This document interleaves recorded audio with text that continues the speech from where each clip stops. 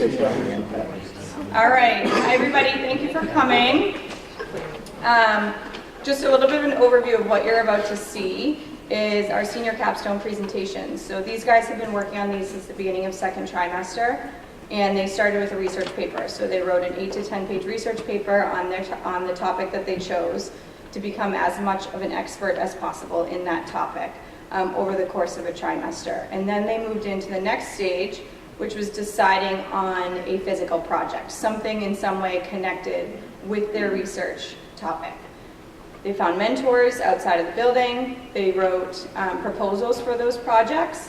Once those were approved, they moved forward, and they have spent, the requirement was a minimum of 10 hours outside of class working on these projects. And then they created these presentations to be able to share their information and their learning with you. And they'll also be completing a portfolio before graduation that tracks all of their work over the course of that time. So these are topics that they've chosen. Some of them will share with you why and why these topics are near and dear to their heart or why they were interested in that topic, but they are all very different. So enjoy. First up is Ashwin. Self-driving cars, Netflix recommendations, and your phone assistant making restaurant reservations. These are all possible because of machine learning. Before I get into that, let me tell you a little bit about how traditional programming generally works. For the most part, a program receives an input, and to that input is assigned a specific output. You hit the letter C on your keyboard, you print the letter C on your screen. But if you hit Control and C, you can copy something instead. Now that works great most of the time when we're the ones using it. What do you do if there's just so many inputs that you just physically can't code for them all? What do you do if you just don't know what the output's supposed to be? Well, that's where machine learning comes in. For example, with a self-driving car, there's no way to physically code every single possible scenario it'll see on the road right into it out of the factory. What you can do is give it the basics and the ability to drive around and learn and reprogram itself with experience. So, for Netflix, for example, you watch a movie, you give it a 1 star, the algorithm tries to make sure that you don't see another movie like that again. So with machine learning, you essentially program it once, you feed it data, and it gets better with every use. So now let me tell you a little bit about how I got here. Last year in AP English, we had a pretty similar project in concept. We were given 1 day a week in class, and all the time we wanted out of class, to write a research paper and come up with a physical product to present at the end of the year. So I tried to build a housing for a chemical reaction. But as the year went on, I realized cost became an obstacle. I didn't have the tools I wanted, so I ended up building something that I didn't have in mind at all. It was a little bit disappointing. So this year I tried to go with computer science, because all I knew I needed would be a computer and an internet connection. So with that in mind, and a little bit of influence from my dad and a family friend who just so happens to be a PhD candidate in machine learning, I picked machine learning. And even though both my parents are in computer science, I have zero experience beyond YouTube and internet browsing, so I had to start somewhere. That somewhere was an online course on machine learning. It was an 11-week course, and as you can see, I made it through 4 weeks in the green and just fine. But once weeks 5 and 6 came along, I hit a wall. I got most of the concepts, but I just could not turn that into code because I had no coding background before that. But fortunately, in the first 4 weeks, I was able to get a good foundation, and I got an introduction to neural networks, which I ended up using in my physical product. Then I got into my research for my research paper. So I quickly realized that the biggest names that kept on coming up were the huge companies like Facebook, Google, and Apple, which makes sense. They're the companies that have access to the vast stores of data that you need to feed into the algorithms and make them better. So that raised the question of how small businesses could take part in that. I knew that every business would be able to see a benefit, like a convenience store, a pizza store, but there's still a ton of industries where it can be a big help. For example, in education. There's a Malaysian university using data science and machine learning strategies to analyze student behavior and produce useful recommendations to enhance the student's educational experience. In medicine, AI is being used to develop and research diagnostic techniques and therapeutic treatments for many fields like oncology, the treatment of cancer. And in industry, imagine a whole factory that's self-run for your self-driving car, except for maybe a skeleton crew for when things really need a human touch. So that brings up the question about jobs. That sounds great. Machines look like they can do a lot. What do we do? Well, I think this is going to be a revolution really similar to the industrial and internet revolutions. A lot of technologies came out of that replaced older jobs, but better ones replaced them. The refrigerator replaced the milkman. The automatic telephone switch replaced the manual switchboard operator, and airplanes replaced ocean liners. Those jobs are gone, but better ones replaced them. The people that design and build the refrigerators, definitely a lot better than the milkman. The highly skilled technicians that maintain the servers, definitely a lot better than being the manual switchboard operator. And the pilots and air traffic controllers, they're definitely a lot better than the guys who have to shovel coal into the steam engines of the boat. So then I got into my physical product, and I tried to take on the role of a small business for that, which I think I fit pretty well. I don't have a ton of money to spare on hiring someone to do it for me, and I don't have the time to become an expert myself. So the internet ended up becoming my biggest resource in that aspect. People all over the world have taken the time to create and develop small bits of programming that anyone can use to put together and create what they need. It's all open source, meaning it's free, and everyone can access it, which is huge. So then my mentor suggested I create a neural network-based algorithm that plays the game Flappy Bird. It has a ton of complicated parts in there, but I was able to get around all that because of the power of open source. I didn't have to build a neural network, because I know I can't do that. I didn't have to build an image processing system, because I can't do that either. And I don't think it would have been productive for me to try to do all that, because a small business definitely shouldn't, because we just don't have the knowledge and experience to do it right. But there are people that do, and they do it for free online, and we can all use that, which is a huge resource we can all use. So, like I said, I made an algorithm that plays Flappy Bird. So here, the bird had no initial exposure to the game, and all it knew could do was flap or not flap. I'll show you what it looks like here. So clearly it's not very productive. All it did was that same thing over and over again. And that's why its high score was 0 and lasted less than 3 seconds. So next I started to train it. And how training went was, in that scrolling text log, you can see time step on the left and the right side. And each time step is a moment when the bird makes a decision. Specifically, it would choose to fly or not to fly. And it would be rewarded for each moment it didn't die. It would be rewarded a little bit more for when it passed through a pipe, and it would be penalized for when it died. So first I trained it for 50,000 time steps, which lasted about 2.5 hours. It got to a high score of about 9, and it lasted for 14 seconds straight. You can see that it makes it through pipes, but still looks like it's a little bit rough as a player. It's playing it really risky, and it looks like it's luck getting through most of the pipes.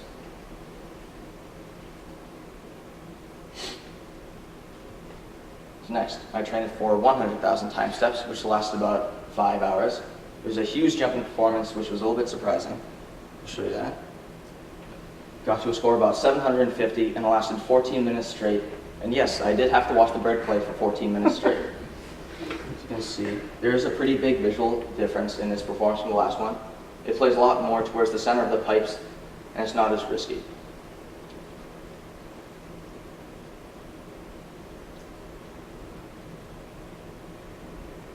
And the next amount of training I did was for 200,000 time steps, which was about 11 hours. Lasted for 20 minutes straight, and again, I did have to watch that all in a row in one sitting to make sure it didn't die along the way. This time there isn't as big of a visual difference, but I think it's a little more refined, and it's able to make it through a little more risky situations.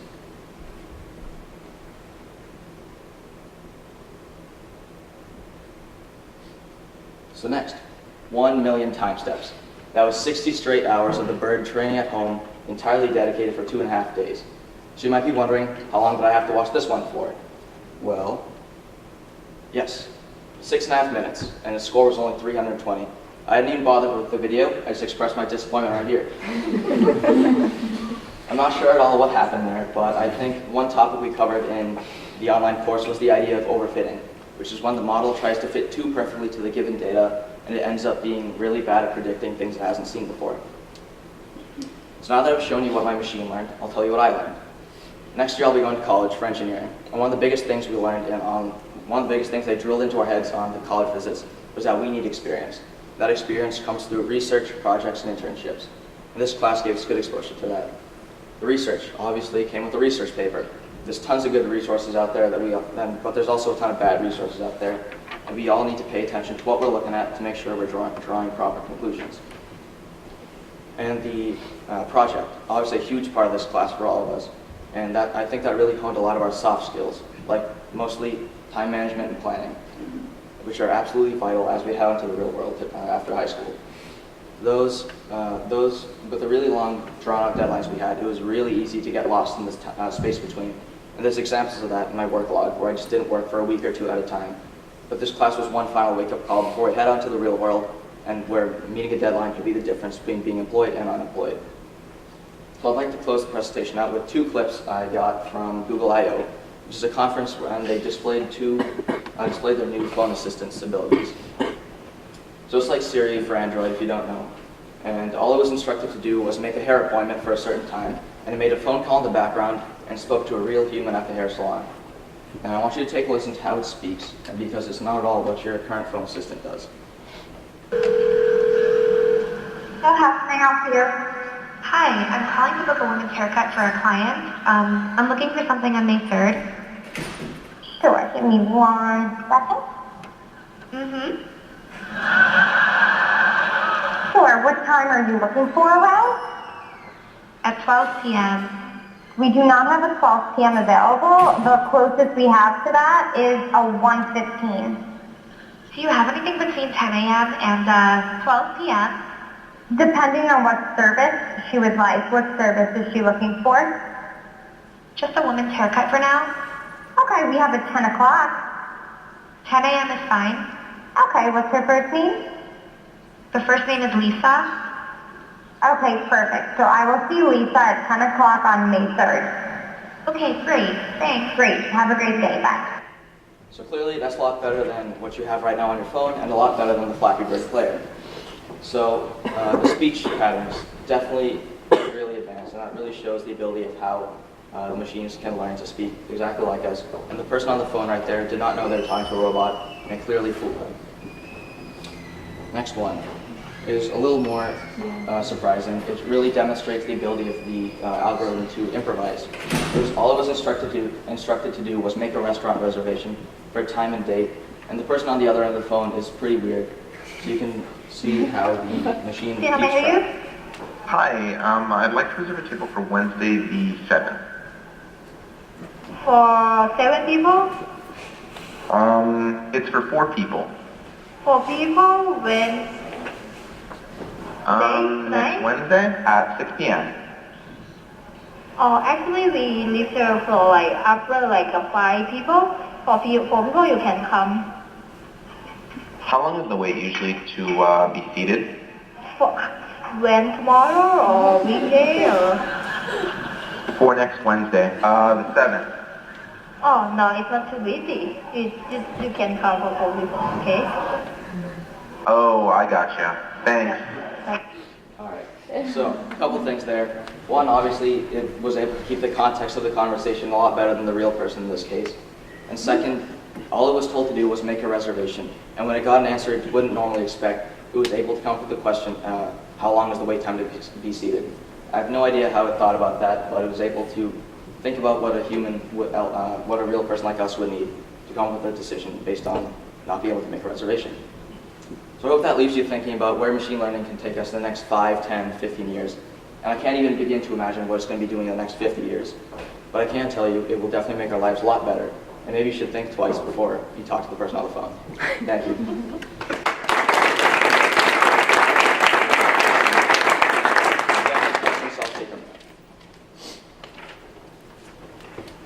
Awesome. Thank you, Ashwin.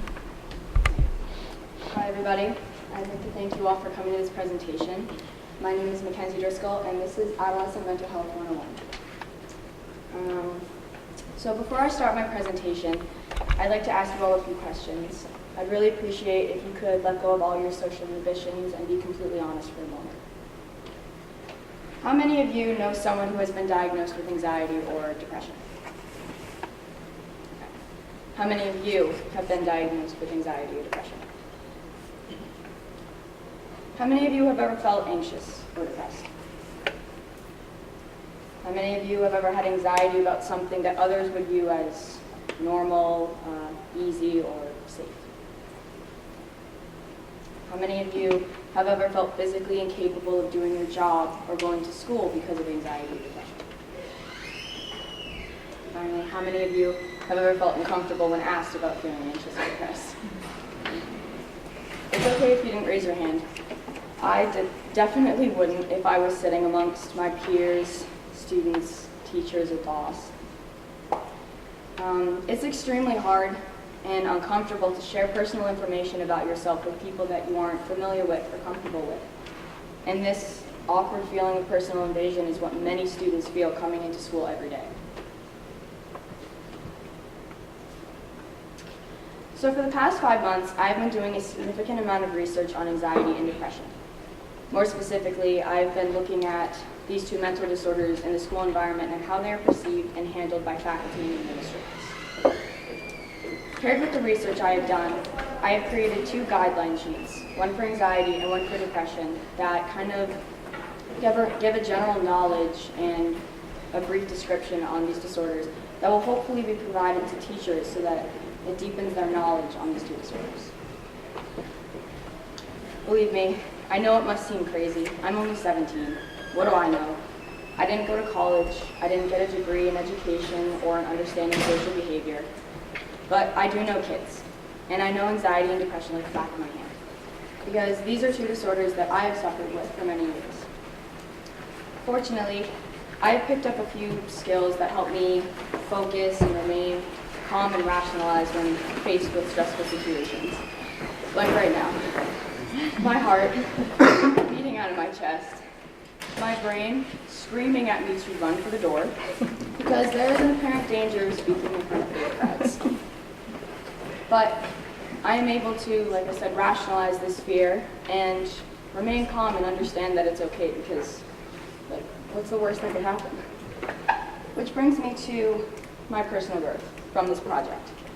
So what I found was not only a lot of research on these disorders, but was that it's made me feel a lot more comfortable actually talking about it and talking about my own mental health in front of other people, which I could not do at all like 5 months ago. I've also learned that a lot of things that I could have done better, a lot of techniques that might have helped me make school easier for me when I was, faced with anxiety or faced with depression. Didn't want to get up in the morning, didn't want to come to school and, be social.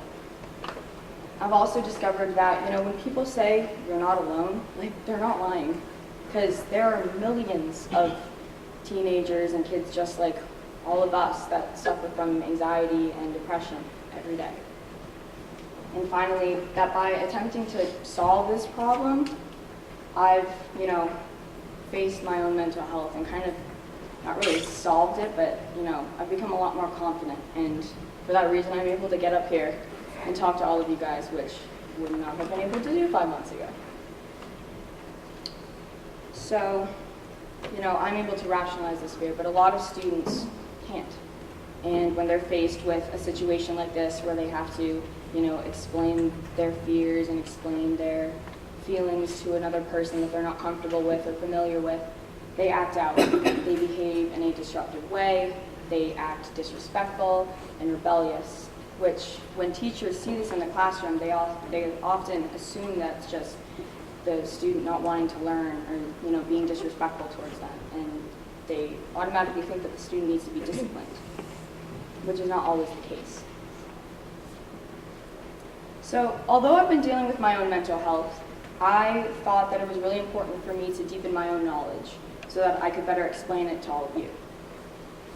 So for those of you that don't know, anxiety is a long-term mental disorder that is associated with people feeling overwhelming fear or worry in situations that are typically not dangerous, like speaking in front of crowds. And, it kind of depends on the person. Like, they could feel it multiple times one day, or they could feel it not at all. They could have a perfect week. And it's extremely hard to control if you don't learn special techniques, maybe in therapy, or if you don't take special prescribed medication. And depression. So the feeling, it's kind of hard to explain, but the feeling of sadness, is associated with being depressed. Like, you could get a bad grade on a test and be like, oh, I'm depressed about this. But that feeling usually goes away for people that aren't suffering from depression. But people that are, they often feel kind of stuck in a rut or stuck in this, hopeless feeling of despair and sadness. and they're very burdened by it, and they feel like they can't really escape it. So what many teachers may not be aware of is that so many of their students suffer from anxiety, depression. And to them, many of their disrespectful behaviors seem like rebellion, like when a student refuses to do their work, or when they ask to take a lot of, bathroom breaks, which we all know means just walking around the building a couple laps, or, skipping class. And when they go to discipline the student often feels attacked, and then they're even less inclined to come to school, because who wants to come to school if they're just going to be, talked to about what's making them feel stressed or scared. So I know that before, when I said that millions of people suffer from, anxiety and depression and many other mental disorders, it seems like a really, exaggerated number, but it's not. So a study in 2010 showed that 22.2% of teenagers aged 13 to 18 suffer from severe impairment from mental disorders. So that's not just like, oh, I'm depressed, I can't do this. That's like, I'm not getting out of bed in the morning because I can't face society, because I'm just so shut down by this feeling. And out of that 22.2%, 31.9% suffer from anxiety or depression. So still doesn't seem like that big of a chunk, but this is like a quarter of teenagers, 13 to 18. That's a big amount of people. So as mentioned at the beginning of my presentation, I have created 2 guideline sheets, one for depression and one for anxiety disorder. So these guideline sheets each have a list of symptoms, a little bit about the disorder, how the teacher can help, and possible accommodations and strategies that they can make for the student. Now, obviously, these aren't going to be, perfect for everybody. It's not like you're going to look at this and be like, okay, they're restless and irritable, I'm going to do this. It conforms to each different person, and it kind of depends on how the teacher wants to approach the situation, how much effort they want to put into it. And I believe, So this started out about 3 months ago when we kind of picked our projects. I made just a brief list so these are the first drafts. So we made a brief list and short description. Obviously, over the past couple months, I've deepened the knowledge, added a lot to it. So I believe that by enhancing the knowledge that teachers have on mental health, it's not only going to help them better understand it, but it's really going to be beneficial to the student, and they're going to, both the teacher and the student are going to feel a lot more understood and kind of in the loop, and that is really that's going to be really beneficial to everybody. So essentially, everybody gets anxious and depressed. It's totally normal, and it's something that happens to every single one of you, me, and everybody you know every day. And I can't stress that enough. It's not something that you should ever feel ashamed of, or something that you ever feel like you need to hide. Because, when you hide your feelings and your emotions from other people, they're going to hide theirs too. Because nobody wants to share it, nobody else is going to share it. And, nowadays we live in a very, technological reliant society. We don't really have face-to-face conversations anymore. But, the school environment is somewhere where we can really, break down the technological walls that we're all hiding behind. And we can really get comfortable expressing ourselves and talking to each other about things that make us anxious, scared, depressed. And, I feel like that's really what needs to be happening. In order for us to better, education as a whole, I think that administrators need to be extending time during the trimester for teachers to actually get to know their students. Because, in my personal experience, and what many of my friends have told me, we are a lot more comfortable around teachers that actually talk to us about things that aren't related to their class and things that aren't related to school. And I'm a lot more inclined to go to a teacher that I've actually had a personal conversation with to talk about when I'm feeling anxious or depressed. It's just, it's just more natural that way than to talk to a teacher that I'm not comfortable with. There also, I think, needs to be smaller class sizes, because having like 28 people in a class, it's really hard for the teacher to have one-on-one, face-to-face conversations with every single one of you. And having face-to-face conversations, it makes getting to know each other a lot easier. Also, and I really think that this is a good idea, but having time either before or after class, like even if it's like 5 minutes, just to like sit and be quiet or meditate, whatever you want to do, just to get into that perfect learning space that you need to be in to absorb the information and to feel comfortable with the information that you're learning. And so with that, I'd like to thank you all for coming to this presentation again. I hope that you learned a little bit or whatever. And now I'd like to open up the floor for any questions that you might have.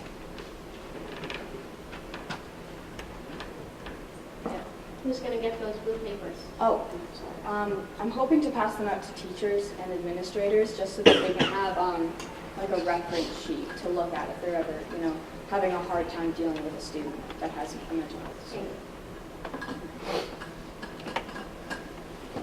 Awesome.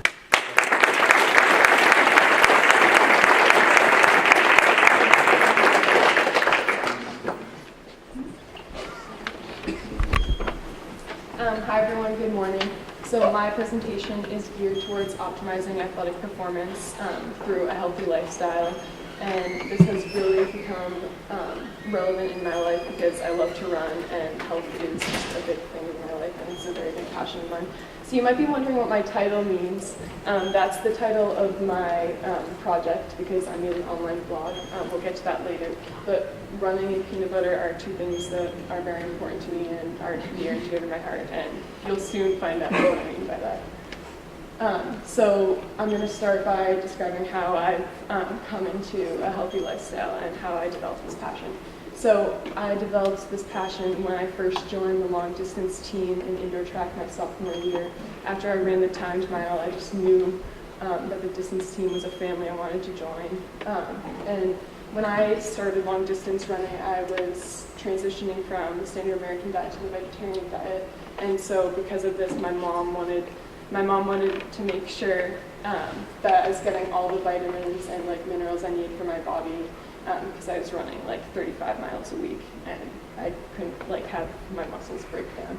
So I saw a nutritionist and she really helped me to develop my lifestyle and make sure I was eating enough and all of the carbs, fats, and proteins, the macronutrients to make sure my body was performing at its best. And so through my experience with her, I learned that I need a healthy, balanced diet to optimize my athletic performance. And I learned that plant-based diets don't work for everyone, but they work for me. And so I also learned the importance of a whole foods-based diet, and I'll explain that more as my presentation goes on. So the combination of running and health is important in my life, and this kind of goes back to my title, Running in Peanut Butter, because running is the center of my life. And in order to be a good runner and perform and feel at my best, I need to make sure I'm getting enough fats. So I learned that fats are essential because it's important for muscle recovery. And so I eat a lot of healthy fats to feel and perform my best and to thrive as an athlete. And I learned that a healthy lifestyle supports running performance mentally, physically, and emotionally. So for example, I would not be the positive, happy person I am today if I fed my body with junk food and bad food. And so that brings me to, because of my passion for nutrition in the world of health, I wanted to combine my interest of running for this research question, what is the best lifestyle to optimize athletic performance? And I focused my thesis on the fact that plant-based is not the ideal lifestyle for everyone. And so I learned through researching many lifestyles in our culture that what works for one does not work for the other. So I'm not saying that, I'm not like a vegetarian that like is like protesting like plant-based is like the best for everyone. And so I also wanted to focus on athletic performance and nutrition because I'm going into nutrition science on the dietetics track to become a registered dietitian. And so when I dove into my research, I wanted to compare different lifestyles because at the beginning I was trying to find like the one lifestyle that's best for like good athletic performance. So I looked at 4 to 5 different lifestyles. So raw foods, that's just like fresh fruits and vegetables and nuts and seeds. And I concluded that that's not a good lifestyle long term because it's not substantial enough for your body as an athlete. And then the meat eater American diet, everyone knows what that is. That's like what everyone eats. It's like meat, dairy, eggs, etc. And I do believe that people can thrive on an American meat eating diet.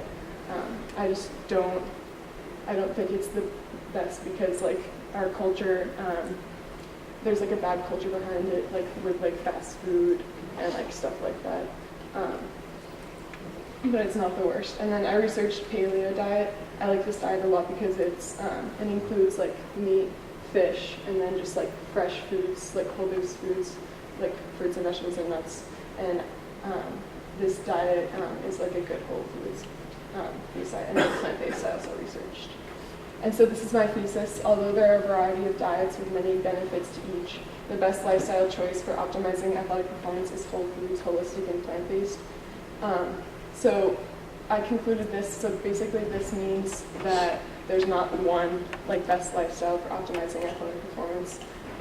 I kind of broke it down into 3 parts. You might be wondering why I included plant-based because I said before it doesn't work for everyone, but I just included it because it works best for me, and I think that plant-based foods are overall better for an athlete because it doesn't come with like bad culture, like I said before, and just I think that it comes with a culture that's filled with like clean foods, and it's just better for your body to thrive. And then whole foods are foods from the earth, and this goes with holistic living, which is something I'm very passionate about. It means to like, treat your body right, and that's like how like you can become a good athlete, I believe. So my research paper, my research allowed me to gain more perspective and acceptance of all other diets because I have one perspective when I was going into my research. I was just plant-based and I wasn't totally accepting all other diets. I wasn't crazy, but so it allowed me to gain more perspective and acceptance, and this is definitely important for my future because as a registered dietitian I'm going to experience future clients of all different diets, and I need to be able to accommodate them and give them recommendations on what their life circumstances are. And this was a very positive experience because I gained perspective of nutrition from all of the diets. And based on my thesis, I conclude that health is different for everyone. And so my product, I decided to create a personalized blog. It's called Running Towards Peanut Butter. And the purpose of this blog is that I can show my personal experiences and running experiences to help others like have a healthy plant-based lifestyle, or not plant-based, but like just a happy, healthy lifestyle too. That's like easy. So I created about like 10 blog posts, and I'm gonna like continue this in the future. And yeah, it just like shows my beliefs and.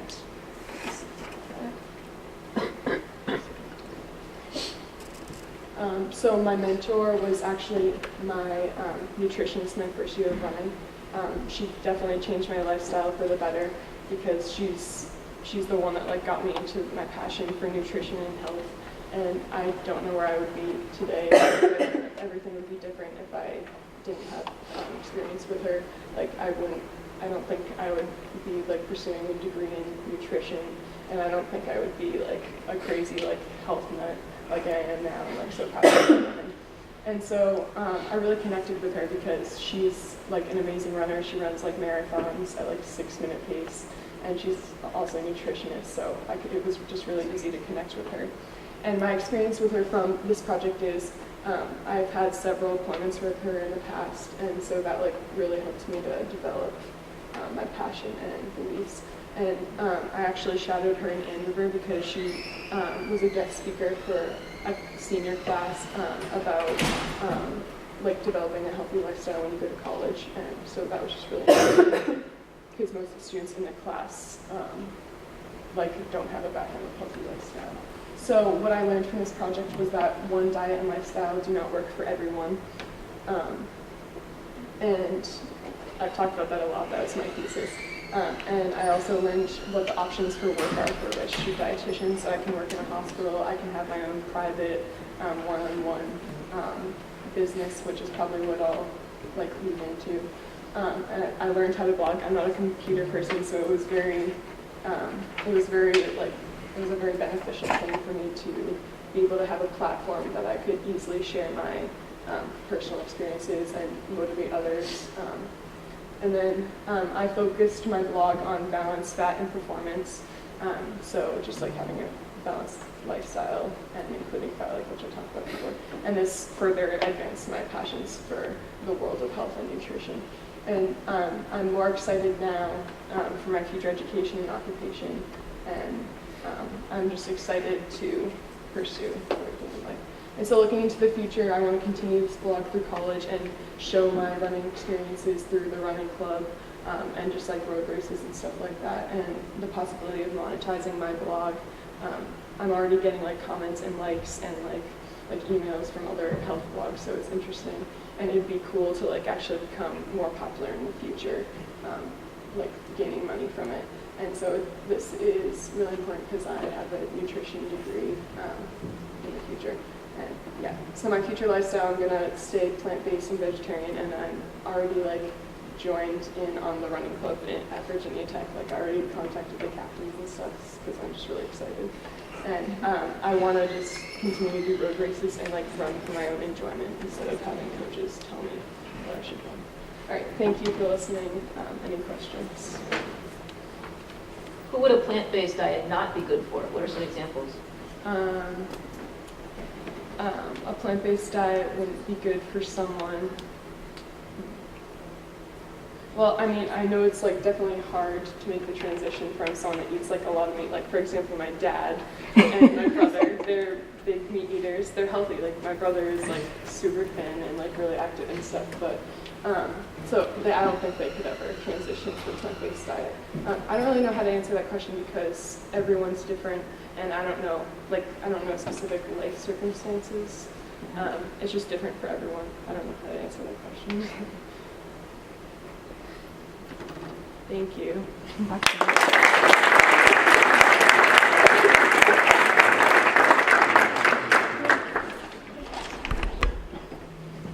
All right, so hi everyone. My name is Kenji Peltier and I'm a senior here at the North Andover High School. And for my project, I pretty much did an experience-based project. So for my project, like I said, I did an experience-based project where I shadowed a physical therapist, Greg Plotzik, down at Excel Orthopedics in Woburn, Mass. And I did this because pretty much I have a passion for running. I've been running for the past 4 years on the North Andover track team, and today I'm a captain for both. And at the same time with that, I've also attended a lot of physical therapy for a variety of injuries, like my hips, my hamstrings, my knees, my wrists. And through all these things, I've developed a kind of passion for the process of recovery and the idea of physical therapy in general. So, like I said, I've done track for the past 4 years, captain for both. Moving on to my research paper, which was the first stage in this whole kind of capstone project, I decided to write about running versus other forms of exercise, like swimming, biking, cycling. And in my research paper, I found that running kind of trumped all these other forms of exercise in terms of calories burned while like performing the exercise, and all around other health benefits like muscle definition, muscle development, joint health, cardiovascular health, things like that. But at the same time, there are also dangers to running, because if you don't take proper precautions before and after running, like an improper warm-up or a subpar post-stretch session, then you can develop minor injuries that will eventually develop into more serious injuries. So through my research, I discovered many injuries along the way, and I compiled the 5 most common running injuries out of all of them that I'm going to briefly fly through because the slides are pretty lengthy. So here we have patellofemoral pain syndrome, which is a pain with your patella and your femur, which is under your knee pretty much. And these are all overuse injuries, so these develop through not taking proper precautions before and after runs. So there's this. We also have Achilles tendonitis, which is an overuse injury on your Achilles tendon, which is behind your foot. There's shin splints, which is an overuse injury on the inside of your shins, which once again develops through not taking proper precautions. And there's IT band syndrome, which is an overuse injury that develops on the side of your quad that goes into your knee. And then there's stress fractures, which are just overuse injuries that can develop all over your body for a variety of different things. And then also there's plantar fasciitis, which is an overuse injury that develops on the tendon on the bottom of your foot. So now moving on to my actual project, which was the interesting part. I shadowed Greg Plozek, which is Jamie Plozek's dad, down at Excel Orthopedics in Woburn, Mass. I spent a total of 11 hours there over the course of 2 days instead of going to school. And in total, I saw about 15 patients over the course of those 2 days. And of course, since I'm not like qualified or anything, I wasn't allowed to actually do anything with the patients. But Mr. Plozek ran me through everything that he did, every thought that came into his mind. He explained to me the injuries. He went in depth about what he was going to do to help them, what he wanted for the future, and everything like that. So here, I have an example of some of the x-rays that we saw. On the left here, we have a hip replacement. Over the course of the 2 days, I saw about 2 or 3 patients that had hip replacements, and we got to work with them. In the top right, we have knee replacements, and then in the bottom left, or bottom right, we have anchors and your rotator cuff. And this was the most common injury that we saw because of the times that I went, which was like in the middle of the day kind of. Most of the injuries were more middle-aged people, and that's a very common injury among those people. So through my experience, I documented each patient and what happened, and what we do while I was working with the patients. So this is the 7th patient that I saw on the first day, and he had a knee replacement, and due to his knee replacement, he was compensating for the pain that he felt in his knee with kind of like his posture, so he was having back issues. So I highlighted the different techniques that Mr. Plozek used to kind of relieve pain in the back and kind of set him back on the right track with his knee. And then on the second day, this was the second patient that we saw on that day, he had, like I said, a rotator cuff injury, so he had anchors in his rotator cuff. And I just highlighted again some of the techniques that he used to kind of put him on the right track to get better. So in addition to getting to experience the kind of actual act of being a physical therapist, I got to see the workplace that he worked in, which was super collaborative. All the people that worked there, you could tell that they enjoyed what they were doing and that they knew a lot about what they were doing. So it was really cool and really interesting to see that. So now, this is where I would talk about my physical product, because for this project, you're supposed to have a physical product at the end. But since my project was experience-based, I have nothing to show physically. So instead, I'm going to just talk about what I learned. So first off, what I learned is you're going to have to learn a few social quirks or techniques to use along the way.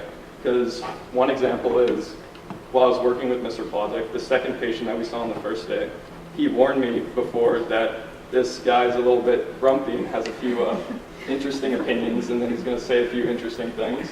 And I experienced that with him, and he kind of handled it really well. He stayed calm, and he kind of filtered him in a way. So I realized that the ability to kind of adapt to those kinds of situations and get around those kind of people is going to be really important, because with this career you're going to be working with people all the time. So that's going to be something important. Another lesson that I learned is what the day-to-day feel of the job is going to be like, which was really important to me, because with the injuries that we saw, like I said, they weren't the most crazy or awesome injuries, but it was still super engaging and it was still really cool to see the whole process of recovery. I just choked on myself. But yeah, so the third and final thing I want to talk about what I learned is getting experience. I had a little talk with Mr. Plazek on my final day, and we talked about how important getting experience like this is going to be in the future. So through things like job shadows, internships, or just flat out like becoming an assistant of a physical therapist, it's going to be so important to kind of get as much experience as possible to give me a competitive edge against all the other people in this field, because it's a popular field nowadays and it's growing. So he really highlighted, and he wanted to highlight the point that getting as much experience as possible is going to be really important. So now I'd just like to talk about kind of the future and how this is all going to help me in the future. So it really gave me a goal to strive for, and it really reassured me, the whole process in general, that this is what I want to do, because I got to literally experience what I'm going to be doing in the future. Because he is the exact, like, he chose the exact career path that I'm going for. He's a doctor of physical therapy, which requires about 7 or 8 years of school in total, and that's exactly what I'm going for. I'm majoring next year in exercise science, and after that I'm going to be going to PT school and hopefully becoming a doctor of physical therapy like him. So it was really cool to kind of experience that early on and give me that reassurance that this is what I want to do with the rest of my life. So yeah, thank you for listening to my Capstone presentation.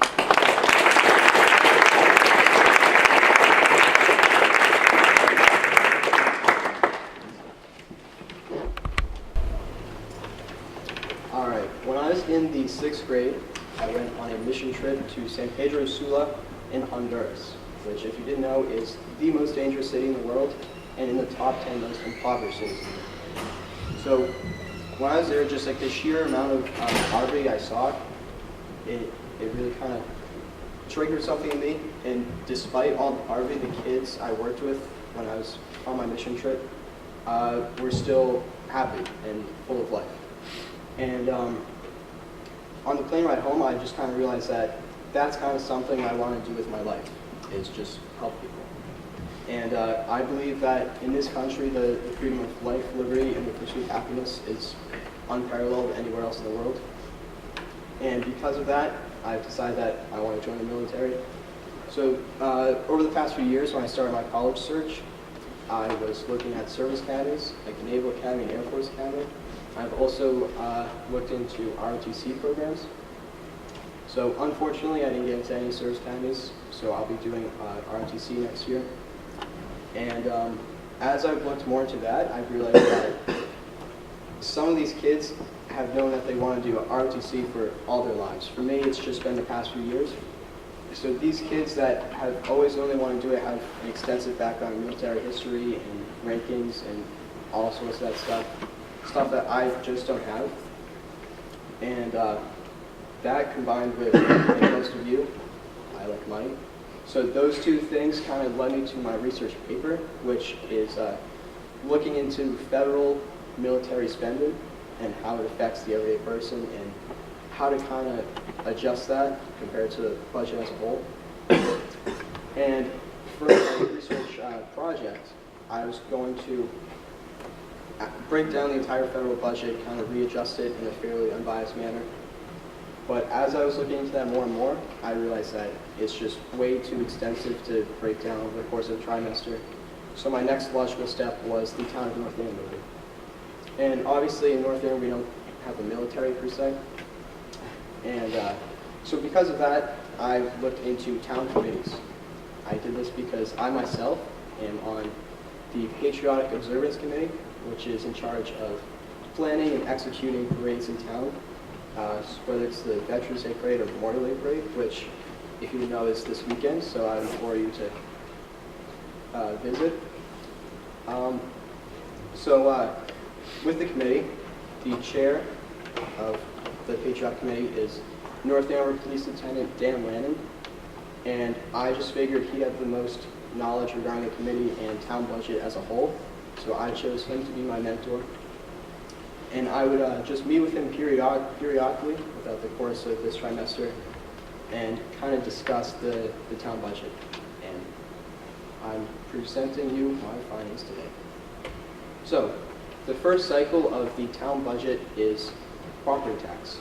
So I know most of you don't like property tax, or at least those of you that have to pay it, because it's the town taking your money. But there are regulations in place to kind of protect you. So according to the state of Massachusetts, towns can't increase property tax by more than 2.5% each year. Obviously, for us as well as town officials, they would like to be 0%, but the town still has to make money somehow. So that leads me to North Andover revenue. If you didn't know, revenue is the money that a company, in this case town, takes in. So as you can see, over 3/4 of North Andover's revenue comes from property tax. There's also things like intergovernmental revenue, licenses and permits, and other taxes. So over the 5-year plan of North Andover, which has been laid out, revenue is set to remain fairly stagnant. However, the debt in North Andover is going down due to projects such as the Thompson Elementary School, North Andover Middle School. Some of you might have heard they're completely redoing that. It's an all-turf athletic complex. So those projects require a lot of money, but now that they're being finished up, the debt from those projects is going down. So next we have expenditures. So if you didn't know, once again, expenditures is the money that a company or a town spends. So they take in the revenue and spend the expenditures.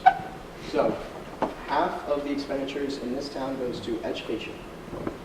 There's also large chunks in employee benefits and public works, general government, public safety, all that stuff, town committees. So opposed to revenue, which is going to remain stagnant over the next 5 years, expenditures is expected to increase over the next 5 years. So there's a little bit of a gap in between that the town will have to address when it gets to that, because they'll be spending more than they're taking in. So challenges in the fiscal year 19 budget. So if you didn't know, the fiscal year starts in June. So the town budget for fiscal year 19 was just voted on last week, and it will start to go into effect next month.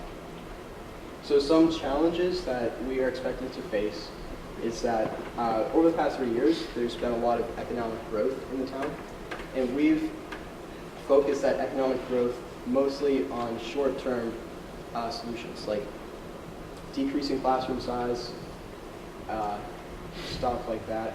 But this year, we're going to focus more on long-term economic stability. So whether that's budgeting revenue growth, recommending balanced budgets, or building financial reserves in the case of economic turmoil, we're going to focus on that. We are also looking to improve the economic viability of the Main Street corridor, which is downtown by like CVS, the Senior Citizen Center, Town Hall, all that. There's a lot of potential in that area that hasn't exactly been tapped into yet, so we're going to look into tapping into that. We're also going to take advantage of Merrimack College. So Merrimack College is it's a growing college, and we are the town that Merrimack College is located in, so we're going to try to reap the economic benefits of being a hometown of Merrimack. And finally, we're trying to deliver high-quality services that are sustainable in the long term to the town. So now I'm going to break down a few parts of the expenditures of North Andover. So first, I'm looking at education. So the education for 2019 represents a 3.65 increase from last year. The largest portion of the education budget is special education at $13.6 million. And by the way, I forgot to mention this earlier. The town budget of North Andover is $97 million. So it's kind of surprising. You don't think of like a small town like North Andover having almost $100 million to spend. And the next largest part of the education budget is elementary schools. So all 5 elementary schools, which consist of 6 grades, have $11.7 million to spend. And money can be moved around in their respective subgroups. So you can move more money to Thompson and less to Sargent, stuff like that, but you can't move it out of the elementary budget. So the majority of paid positions in the education department are teachers. We have 315 teachers. There are a total of 500 paid positions in the education department, so it's a vast majority of teachers. And this year there are 8 new positions from last year. Next, we have town committees. As I said, I myself serve on a town committee. However, most town committees don't have budgets. They are self-sufficient, so they have to rely on themselves to raise funds. However, some bigger committees do have budgets, such as the Conservation Committee and Board of Health, which both have a $10,000 budget. My own budget, the Patriotic Committee, has a budget of $3,000, although it's not technically our own budget. It's a part of the Veterans Affairs budget, which has a much larger budget. And the $3,000 for the Patriotic Committee covers expenses such as hall rentals after grades, plaques, and awards. Next, we have public employee benefits. So this is for employees of the town of North Andover that will receive pensions after they retire and other retirement benefits. So as of fiscal year 2017, the payroll for employees covered by these benefits was $55 million. And in that same year, retirement appropriation for cover employees was $4.4 million for 411 employees that had retired. And this year, just 2 years after fiscal year 2017, appropriation is budgeted at $5.1 million. So as you can see, it's continuing to increase, and in fiscal year 26, retirement appropriation is projected to be $7.6 million. So quite the increase. It's a 8% increase every year, I believe. So this creates some, there's a few holes in the budget that have to be addressed. So that is what I do now. So this is my, as I said, fairly unbiased restructuring of the budget. So some of my proposed cuts are, first of all, to increase the age of eligibility of town employee pensions. So this kind of goes for on a federal scale, like Social Security as well. As the average age of living continues to increase due to modern science and medicine, more and more people are collecting Social Security, and in this case, pensions. So my thought was to increase the age at which you're eligible to collect these pensions, just 5 years, and make a big difference for the amount of money that the town has to spend for said pensions. Next, we have public safety. So salaries of high-ranking officials in the police department and fire department are well over $100,000, and there's also an additional $600,000 set aside for overtime pay. So if we decrease just the starting salary even a little bit, we don't have to touch overtime pay. That would create a lot of money that can be moved elsewhere within the town. And finally, there's education. So as you probably remember, education is over half of the town budget.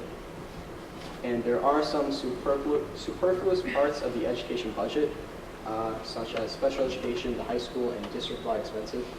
Now, I want to make it clear, I'm not saying just cut special education or any of these other things completely. I'm just saying that special education within the town is more than anything else, more than the elementary schools, high school, middle school, like combined. So just even a little cut in that, kind of even out the scales a little bit, would make a big difference on the town. So now, those cuts are going to go to increases in other parts of the budget. So this would be, first of all, in education. So I believe that the elementary schools in this town need a lot more funding than what they're getting now. As I said before, it's 5 schools with 6 grades in each, and $11 million to split between all schools. I just don't believe is enough. Also, if you didn't know, the North Andover Middle School is the single largest middle school in the state of Massachusetts. Now you might be thinking there's other schools in Lowell or Boston that they have more kids, but they have multiple middle schools. We just have one middle school in this town, and the amount of kids in that one school is greater than any other middle schools in the state. So they will receive $5 million. So we definitely need more funding there to, especially with the influx of kids that are coming in. We need to keep up with that. And finally, public works. So for those of you that drive on the streets of North Andover, or if you don't drive yet, you'll know soon that our roads need a lot of work, whether it be potholes or snow removal in the winter. They only receive 5% of town expenditures, so we definitely increase that, work on the roads in town. So what I learned in this project, first of all, with the project as it is, I learned that how it's just like a small town like North Andover can have such an in-depth budget as it does, and how just, if I had stuck with my original plan and tackled the federal budget as a whole, just how hard that would be. I also learned a lot of fun facts, like for example, there's a jet fuel tax in town, and in 2015, there was $118 in hotel tax, and it's been $0 So I don't know of any hotels in town, so I found that pretty interesting. If you want to, like, if you're interested in town budget, you can go to the Town of North Andover, like the website, and there's all these documents to look at. But then more to myself, what I learned, the big thing, definitely time management. As I said earlier, I'm doing Air Force ROTC in college. I'm also doing engineering. So I'm going to have a lot of work, a lot more work than what I had this past year in school. So I'm definitely going to have to learn how to budget my time well and not goof off, basically. So with that, that is my project. Thank you all for listening, and now open it for questions.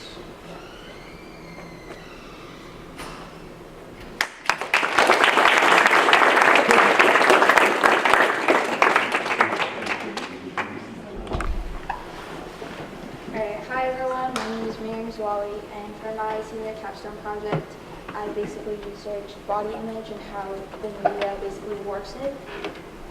And so why I chose this topic is I want to major in photography in college. I've just been really passionate about it since sophomore year, and I just thought that this project would be a good way to be more immersed in photography as a whole. I also wanted to raise awareness for the harmful effects of negative body image and how the media just sort of puts everything out there. And I wanted to explore typically more like photo shooting type of things, like magazine shoots and stuff, and that's basically what my project is mainly about. And so for the first trimester of the class, we basically wrote a research paper, and so my thesis for that was right up here, and it's the media has a negative effect on how people view themselves and on their body image, and it sometimes can cause negative mental and physical health disorders like body dysmorphia and eating disorders.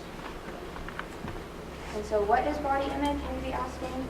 Well, basically body image is basically when you look at yourself in the mirror, and it's basically the mental process that you have when you see what's in the mirror. So basically it's the mental state you have and what you picture in your mind. And that may or may not be accurate to how others see you or how you really perceive yourself. And so in that case where it doesn't correlate to how others see you, that can sometimes be negative body image. And so that basically is having a distorted picture of yourself in your head. And you may be convinced that when you have negative body image that you're unattractive. And people with negative body image also often feel ashamed, anxious, and self-conscious about themselves. And people with negative body image also tend to extrapolate on features that may seem small, but they may find them as a huge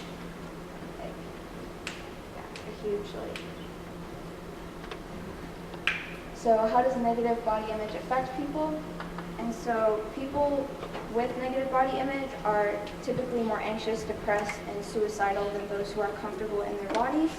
And negative body image can cause depression, low self-esteem, and eating disorders. And typically it increases the chance of developing an eating disorder. Specifically, when people think of eating disorders, it's in hope of drastically and quickly changing their appearance in order to correlate to what they want to see when they look in the mirror. And so for my research paper, I looked into how specific instances on how the media portrays body image. And one thing I found was a reality TV show called The Swan, and it was aired around 2004, 2005. And basically it took a bunch of women as contestants and put them under intensive diets and intensive exercise plans. And they would basically go through challenges, and the winner of the challenge, each challenge would basically get a plastic surgery of their choice. And as that would keep going on, like they would keep winning challenges, and the grand prize winner of the whole show would basically get any aspect of their body that they wanted goes under plastic surgery. And that is obviously very awful to be aired on TV, because knowing that children and adults, women that may watch those, it could really mess up their body image. I also, just looking through like my research, I also found that many billboards and ads really cause like negative thinking. And so one, for example, I found is a British ad, and it shows a female swimsuit model that was very skinny and fit, and the ad basically says, "Are you beach body ready?" And so that would basically make people really ashamed of their body and thinking that they would be pressured to look like stick-thin models and that are mainly portrayed in today's society.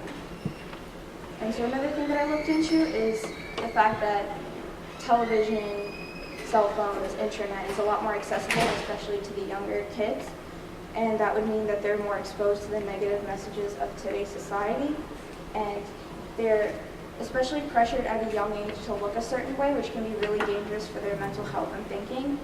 And a study that I found shows that girls ages 5 to 8 are already living in a media-influenced body image and diet awareness society, which is really dangerous for especially girls that young.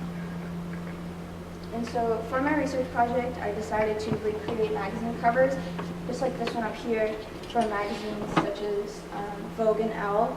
And so basically, my whole goal for this project was to show that although the magazines go through excessive editing and photoshopping, that you don't really need that, that you can go into a photo shoot and use very minimal editing to zero editing with like Photoshop to show that a person can still be beautiful without that. And so this is my first cover. It's the April 2018 British Vogue featuring Gugu Mugathra. And so basically, as you can see on her face, there's a lot of makeup and like a lot of like coverage. And you can see that on the high points of her face, like on her cheeks and her forehead, on her nose and on her chin, there's very bright highlights that are supposed to show like a lot of light shine to their face. And that just looked really unnatural and was sort of edited a lot. And so this is the photo that I took. This is featuring my friend Deechy. She's a model for all of my photos. And for this, we took it outside. We went outside and shot with my camera. As you can see, she's wearing the same sort of red top. And I had her just wearing no makeup at all, just for the shoot. And as you can see, since it's outside, there's really bright lighting. So because of the natural lighting, you don't really need like any like studio lights or anything because we're outside. So you can already see that she has like a natural highlight on her cheekbone, a little bit on her nose, but everything else is like really natural. And so natural lighting is really good for shoots, especially portraits, just because it just looks a lot more natural on the model, and it just requires little to no editing when you're initially editing the shoot. And so this is the second cover that I did. It's the February 2016 US Elle magazine, and it's featuring Priyanka Chopra. And as you can see again on this shoot, there's a lot of excessive makeup. There's highlights all over her face, and then everything looks like very blurred out and unnatural, and all of her fine lines are blurred. And so this is the photo that I recreated, and she's wearing the same sort of top as the model in the picture, and she has no makeup again for the shoot. And you can see her fine lines on her neck, which just comes naturally when you pose like that, so we decided to just leave that there. And her face, again, is very highlighted because of the natural lighting that we use, so it's easier for it to show the highlighting. And so this is the third cover that we use. It's the January 2016 British Vogue featuring Brazil Vogue featuring Kendall Jenner. That's why it's in Spanish. And she's wearing makeup again. And then she has overall like very highlighted, glowy skin, and everything looks very toned and smooth, which is very unrealistic when you look at a real person. And then this is the photo that we recreated. This was shot again outside in daytime natural lighting. She's wearing no makeup and she has this similar top. And it overall just looks more realistic to how a person just really looks in real life without like all the photoshopping and editing that is taken into the magazine shoot. And so this is the fourth and last cover we did. This is the February 2016 Elle cover featuring Taraji Henson. And she's still wearing makeup in this photo. She has highlights on the high points of her face, and her cleavage is very enhanced, and also her skin is very smoothed out and blurred. So this is the photo that we took. She's not wearing makeup again. You can see like the natural lighting peeking through and like the little gaps of the picture. And there was no enhancing because of the natural light. And just the pose was super easy. It was a lot easier, even though it looks more complicated, it was a lot easier to shoot in that pose than it was the other ones. It just, everything looks a lot more natural. And she's also wearing a similar coat. So what I learned basically is I didn't think magazine shooting would be that complex, but it really is. There's a lot of different techniques and strategies that they would use that you wouldn't really know just taking a picture like on your phone or anything. And it's a lot more complicated than it looks. And throughout all my research for the past like 4 or 5 months, it just really hit me like a ton of bricks how awful and warped that the media shows people's body image. And the biggest thing I honestly learned was to always take a positive look on your body, no matter how different it may seem from what you see in magazines and the internet and stuff, because after all, different is good. And yeah, so that was my presentation. First from Capstone, do you guys have any questions?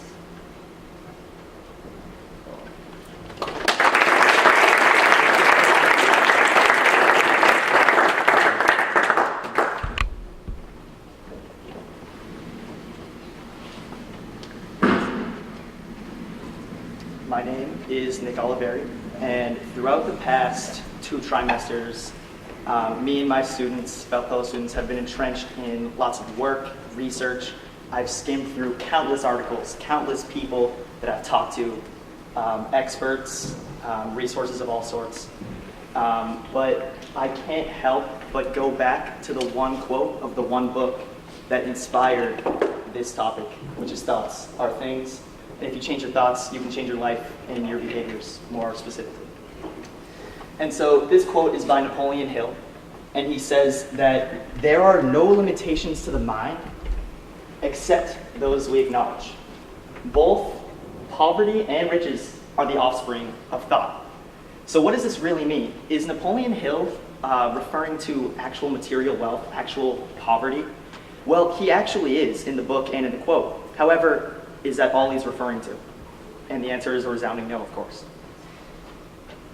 Basically, my project has been on the subconscious mind. That's been my topic, and that's been my focus for these 2 trimesters, my research paper, and of course my project. Now before I get into that, I want to tell you guys and just relay what has guided me throughout this process.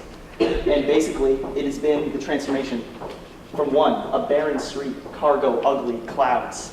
It's obviously a blank space. To this, commerce, prosperity, lights, happiness maybe. I don't know, stores. I see H&M, I think. And so what really is this, and what does it represent? Well, to me, the blank space is anything that you want or can work on. That's my important focus here. And so that blank space could be, if you're a parent, your kids may not be behaving. Or maybe you're not doing well as a parent. More specifically, maybe you just want a better batting average. Or maybe you want to be slower to anger and more patient overall. So the important thing is to find out that blank spot and fill it. And then the transformation is, of course, how you react to that blank spot and what you do to fill that gap.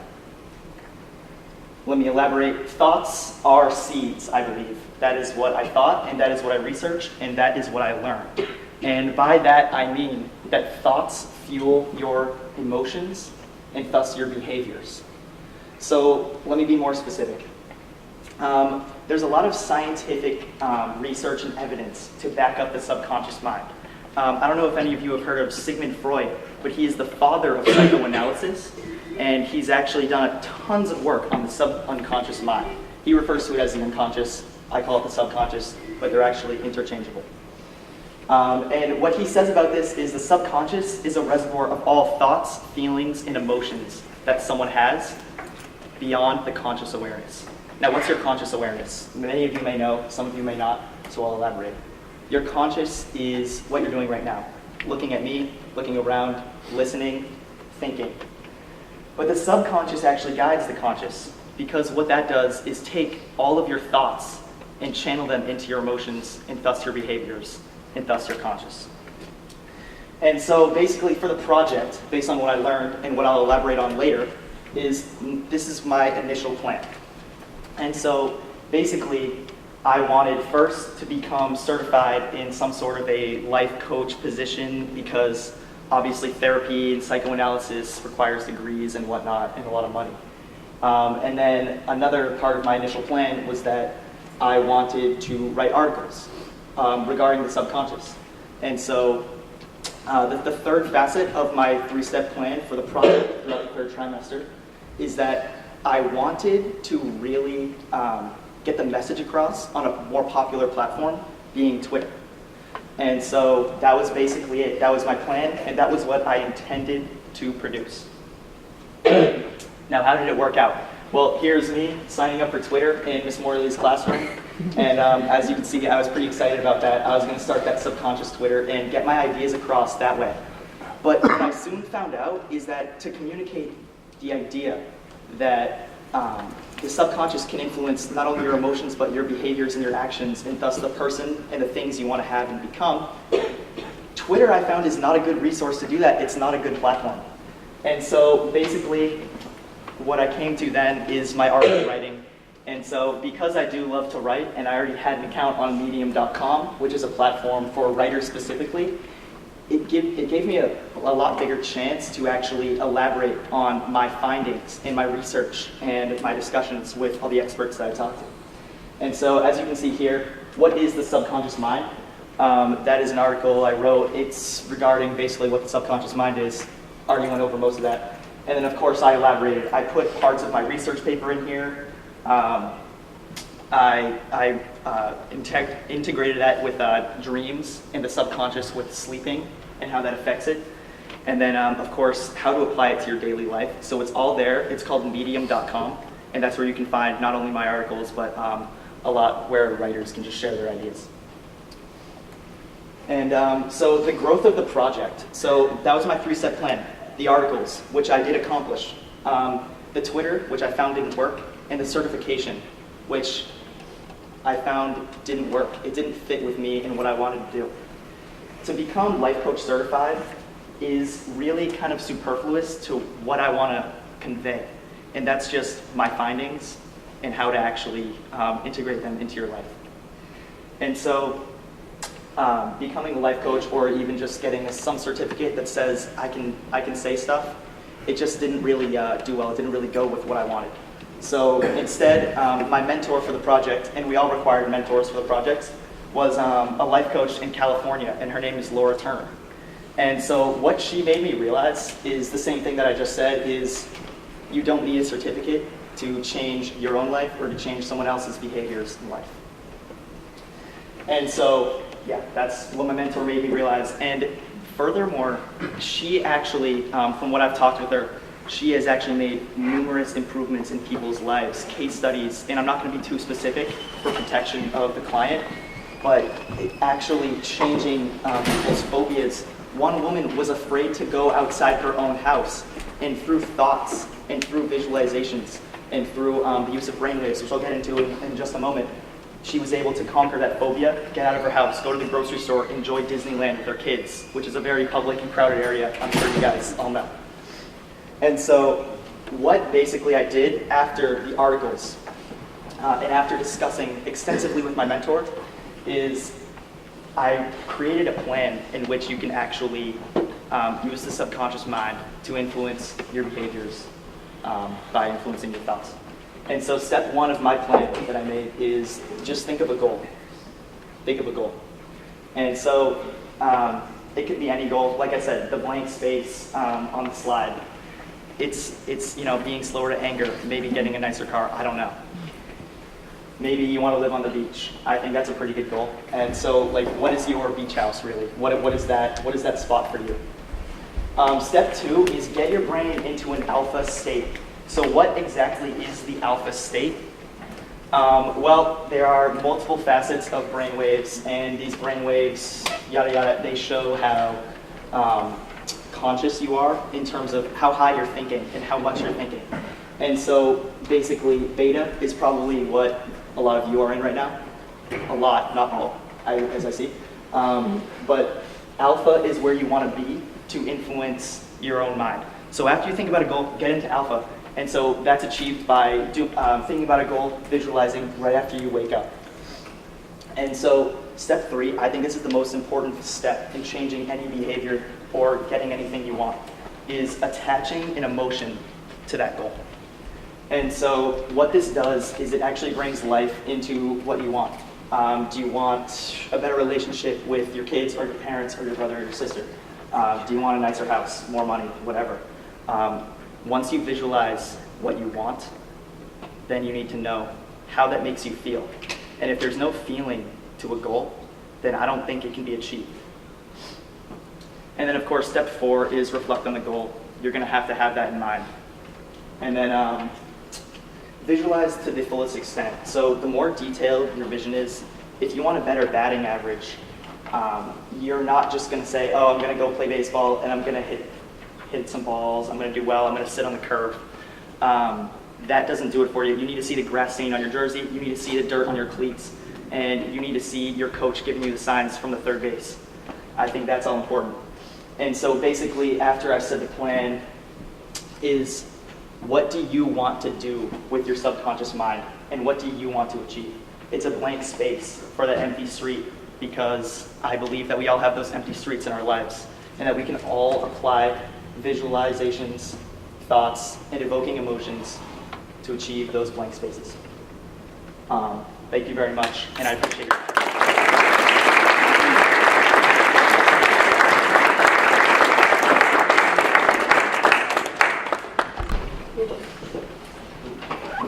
Hi, for those of you who don't know me, I'm Toby Stern. I'm a senior at North Andover High School, of course. And I did my project on a little thing called the Toby Plan. And it's about special needs and the special needs program at this high school. I'm gonna start. Anyone here know what autism is? You can raise your hand.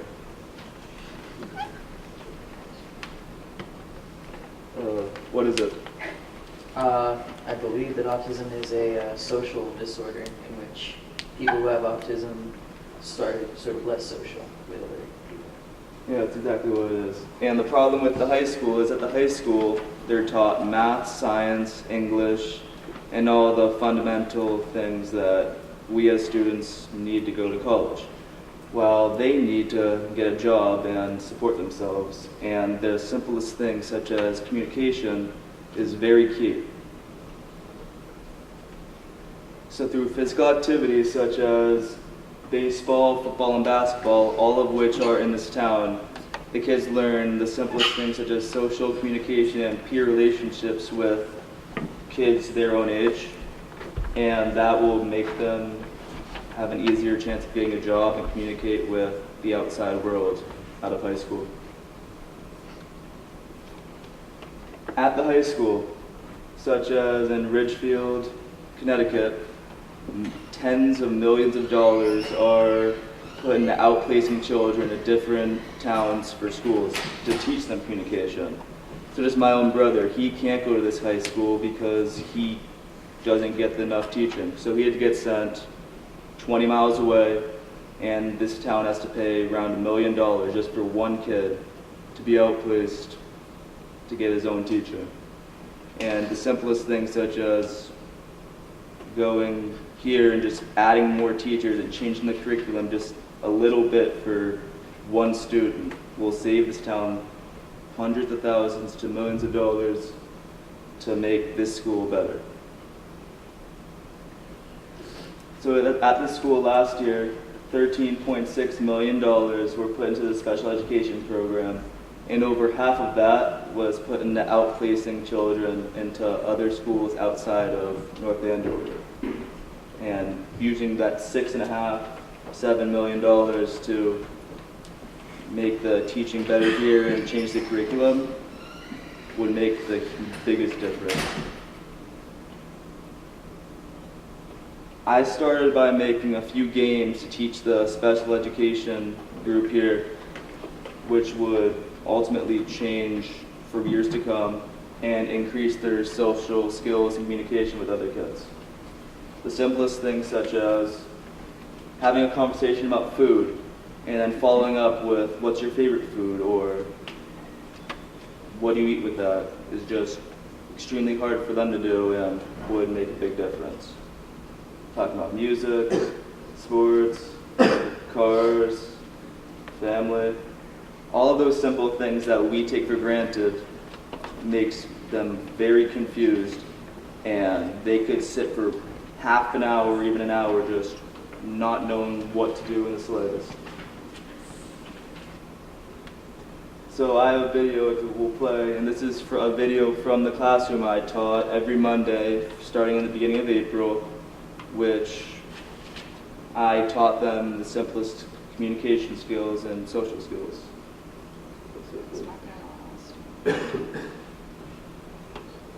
Okay, so the video was about a little conversation I had with two of the children here in the special education social skills class, and we talked about food and what their favorite foods were, and I had them ask their peers what their favorite foods were. And it was hard at first. They didn't know what to do, and they were very confused. But as the classes went on, they were easily able to understand that they need to ask themselves what to ask other people, and they were able to achieve that.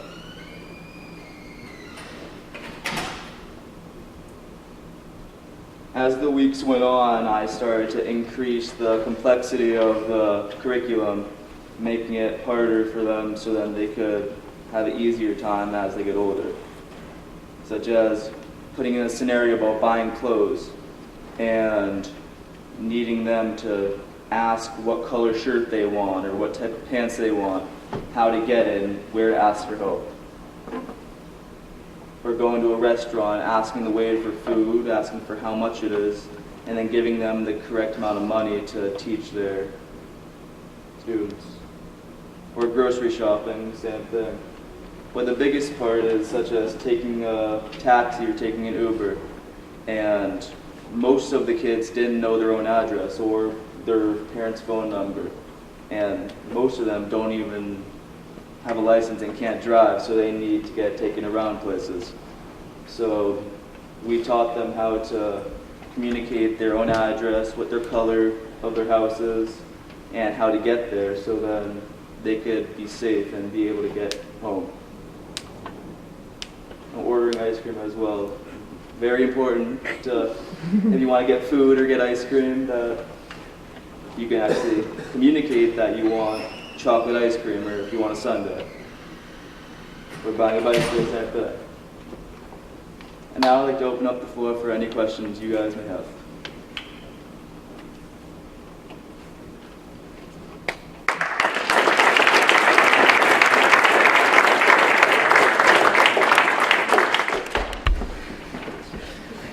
All right, hello, my name is Spencer Willoughby, as Ms. Morley just pointed out.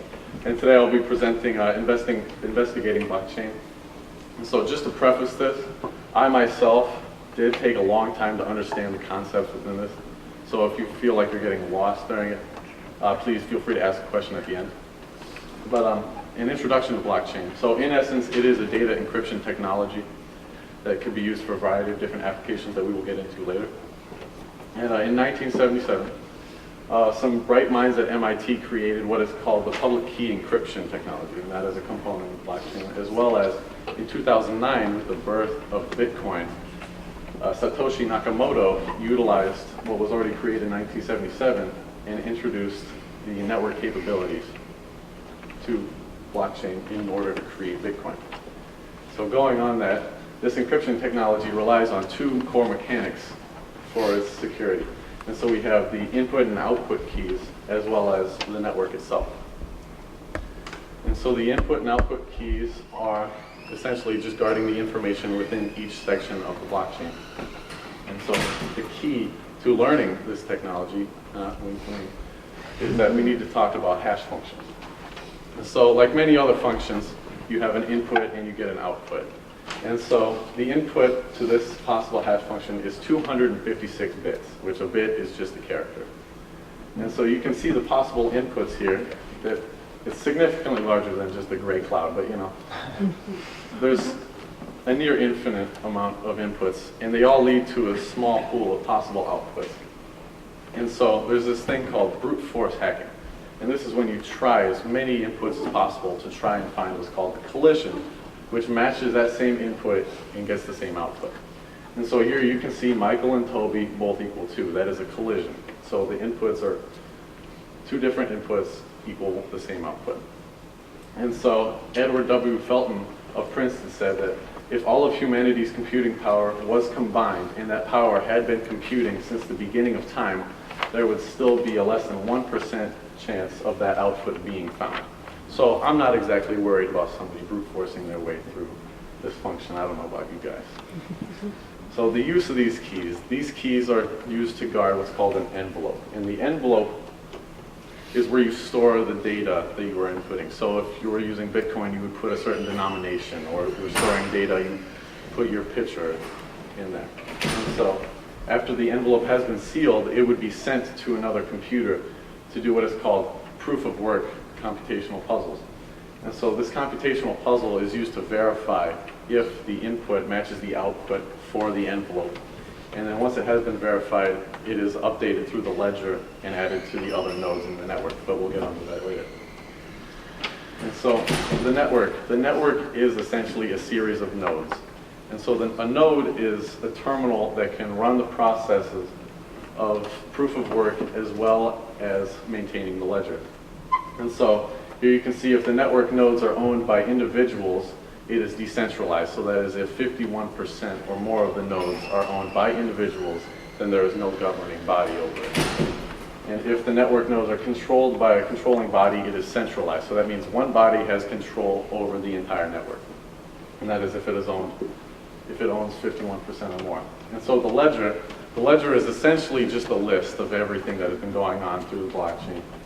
And if a person somehow manages to find a collision and breaks through into that part of the ledger, then near instantaneously, because the network is always peer checking itself, which means the nodes are just going through and making sure that each continual ledger through the nodes are correct, it would just be invalidated because it's not concurrent with the other parts of the ledger, of the other nodes. And so it is immensely secure. This technology is immensely secure.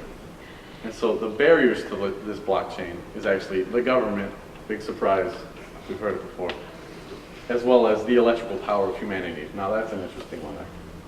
So the government, there are a lot of problems with the idea of decentralization.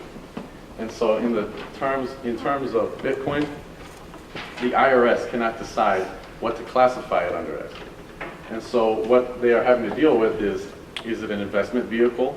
And if so, that would be subject to capital gains taxes, as well as if it's a currency, any gains made through that would be counted towards your income tax. And so with this privatization and the decentralization of this currency comes the question, what's stopping fraud? Here's a question that many people find themselves asking as they've invested into the cryptocurrency market is, what is stopping people from hiding any wealth that was generated? And the answer to that is nothing. You really don't have to report this. The government does not know of anything that you make through this system, and that is thanks to the privacy that is allowed through here. And Rick Barlin of the CPA Journal had said that virtual currency does not have legal tender in any jurisdiction. So there is no legislation being made on the idea of decentralized blockchains. And so the other problem facing blockchain is the electrical grid. And as you can see here, one transaction through Visa is 0.01 kilowatt hour. That's a very small amount of electricity. And on the right there, you can see that Bitcoin itself uses up 200 kilowatt hours of energy. So that's an astronomical amount for just one transaction. And that is thanks to that proof of work and the solving of that computational puzzle that uses that electricity. And here you can see that even though Bitcoin, if you use it as a currency, it is such a small fraction of the billions of transactions that go through the fiscal year. And yet it is already consuming a large amount of energy. And so the potential applications that could be used with this are very wide-ranging, from the everyday person to massive corporations and governments. And so the decentralized applications, that would be you and I, you could use a direct communication software. So you would use blockchain to say, instead of going through Gmail to send out an email and having Google be able to see your email, you would be able to just send that straight to the person without a third party looking at your email. And so that's very good for somebody who wants to be private and not have to deal with, say, Facebook gathering your information or Google to enhance their algorithms.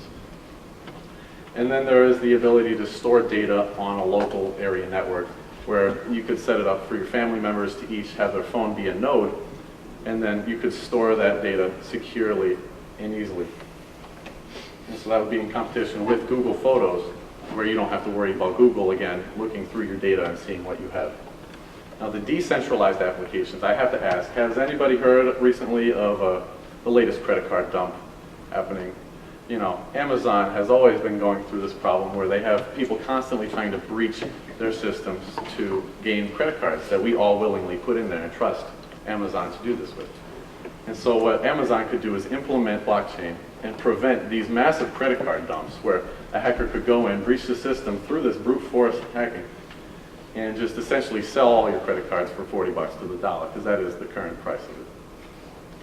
And so another system that could be utilized, that could utilize blockchain, is the government. And so we all know that social security numbers are one of the most important numbers that we'll ever see in our lives. We use it to get mortgages, credit card applications, almost everything. The same goes with the European VAT numbers for taxes. These governments could secure that very precious information through blockchain and not have to worry about people potentially stealing that information out of their systems. And so my idea for the project with this was to create the local area network for people to be able to store their pictures on, because I know that storage of pictures on our phones is a pretty bad idea. Like, not a bad idea, so much so as we do it so much that we have no storage left on our phones. Am I correct here? Yeah.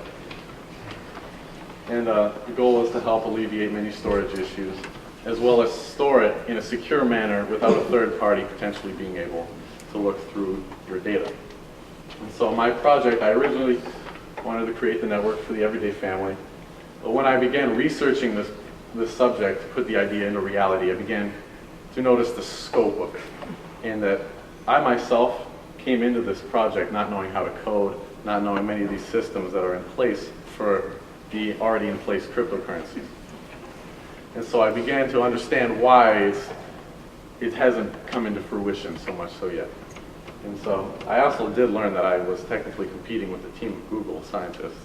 So, high school student, bachelor's or master's of science, kind of, you know, you see the comparison. Like, come on.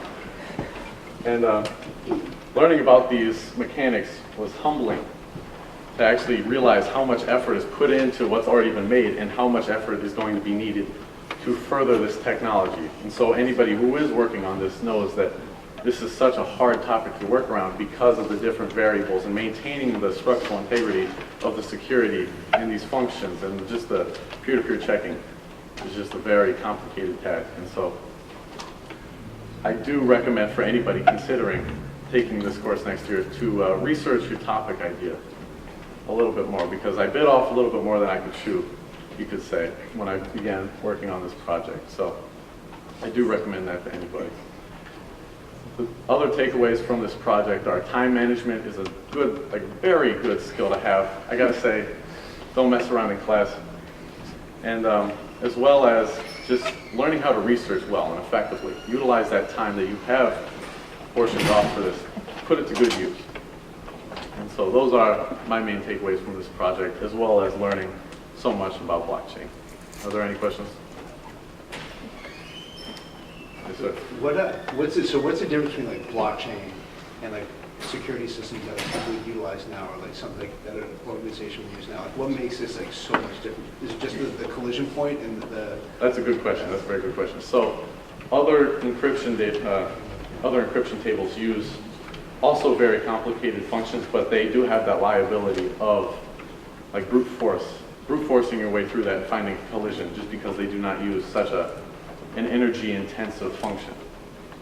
When Satoshi Nakamoto began designing this, he really put the idea into place that there should be no third party available for Bitcoin. And so what he did was he did not care so much about the energy expenses so much as the security of the system.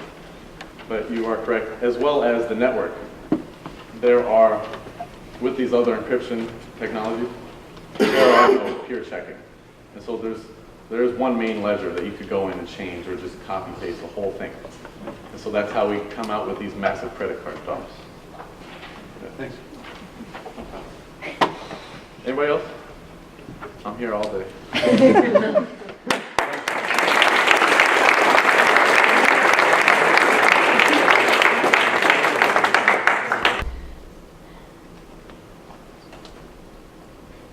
So before we start, I'd like to read a quote by Elon Musk. People often mistake technology for a static picture. It's less like a picture and more like a movie. It's the velocity of technology innovation that matters. It's the acceleration.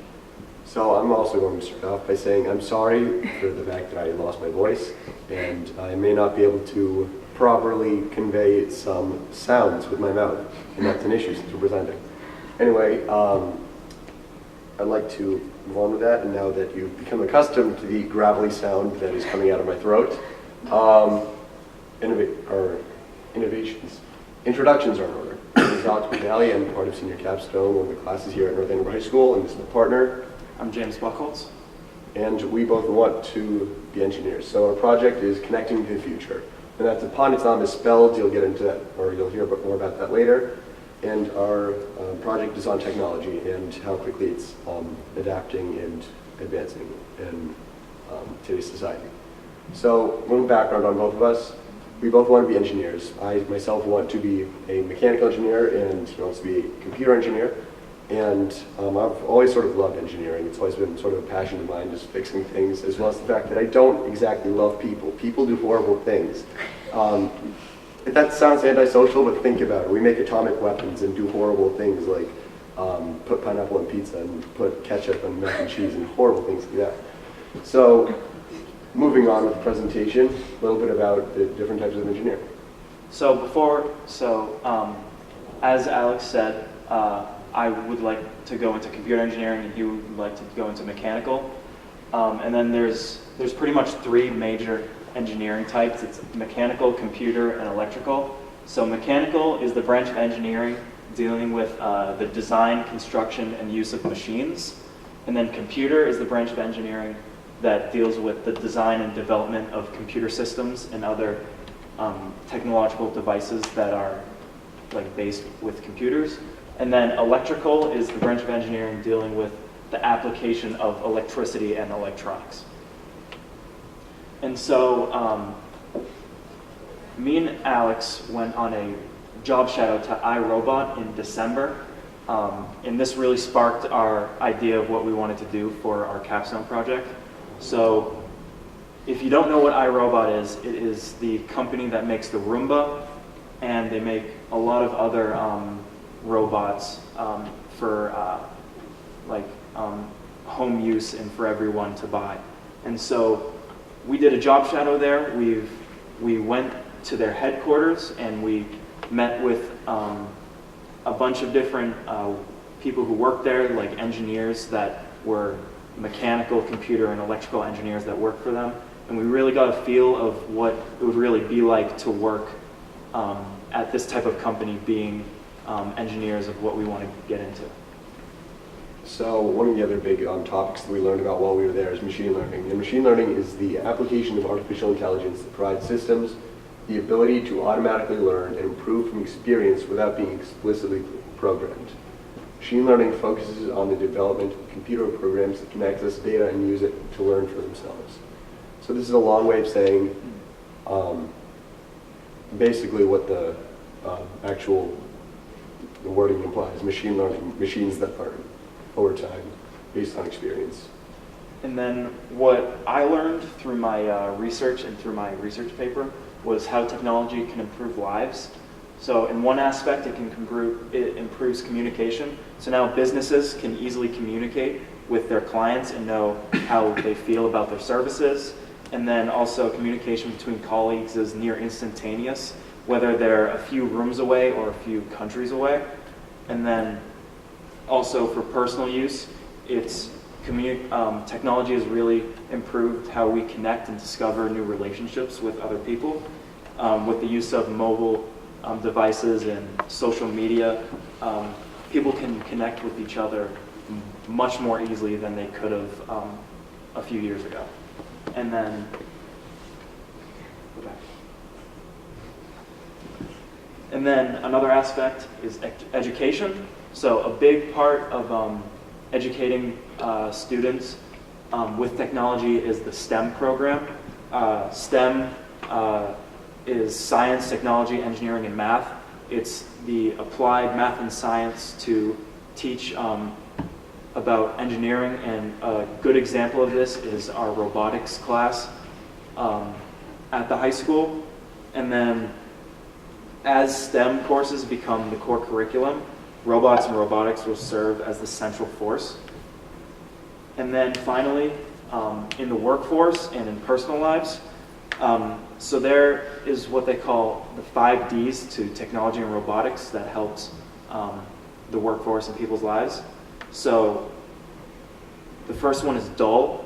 So you could implement robots to do dull jobs, like being on a factory line, stacking boxes, or putting lids on jars. Jobs that people don't really want to do, that's very long and monotonous. And it would just cut back companies' costs to have robots do it instead of actual people. Another one is dirty, which would be like sewage cleaning. No one wants to do that. I don't think anyone does. And then another one would be dangerous, like a bomb defusal robot or a robot for space exploration. And then dexterous would be like very precise movements, like a surgical robot or like nanobots.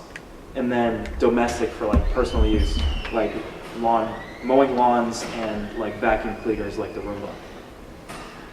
So when we went to iRobot, we learned about the Roomba, which is a robot vacuum cleaner that moves around. You can turn it on and it moves around your house, creating a 3D map of the space of your house. So every time it goes back to clean up your carpet again, it knows where everything is, and it can, and with machine learning, it learns more about your house so it can clean better. Another thing we saw at iRobot was the Create V2. And the Create V2 is basically a Roomba, but it's open source, which means that you can code it, you can create it in any way you want. It's the name.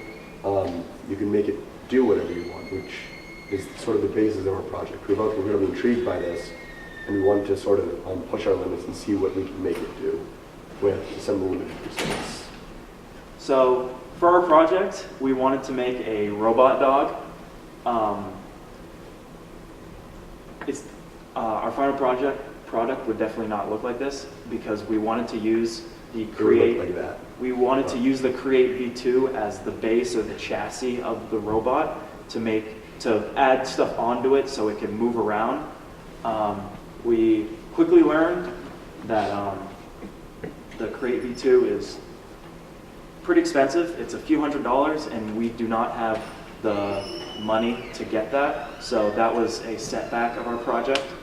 We also tried to look for discounts for students, and they did have one, but I believe it was like $250 or something, and it was only about $20 off. So not really substantial enough for us to actually buy it. So with the product, we wanted to use the Create V2, but we got a little set back because it's too expensive. And then we wanted to use a Raspberry Pi. So what a Raspberry Pi is, it's basically a low-cost, like credit card-sized computer that you can plug into a computer monitor or a TV and use a mouse and keyboard. It's a small device that's very capable and enables people of all ages to explore computing and learn how to program in languages like Scratch and Python. So we used the Raspberry Pi as a computer to connect to the Xbox Connect. Hence the pun. So we used the Xbox Connect because we wanted to look into 3D mapping and 3D object detection. And so we needed a camera that could use that. And the Connect already has a lot of things that we needed for that. There are other 3D object detecting products like the Kinect, but a lot of them don't have the same sort of laser scanner. I'll show you in the next few slides. But basically it has an additional sensor that detects distance as well as just colors and different sort of shapes like that, which will be coming to fruition later in the slide. So we also learned how to solder, or I learned how to solder. And what that is basically you get one piece of metal really hot, you get another piece of metal with a lower melting point, and you put that piece of metal onto the hot piece of metal, and then you put the melted metal onto whatever you're trying to get to conduct electricity. So in the slide specifically here, you can see the bits of metal that we fused onto the tops of those, and that actually allowed it to pass electricity through in ways that it would not have been able to before, allowing us to use a different language. We also used facial object recognition in our project. This was the goal. It didn't happen, but it's a huge sort of untapped potential area for a lot of newer technology. And facial object recognition is what it sounds like. It allows sensors to recognize faces and specific pre-programmed objects.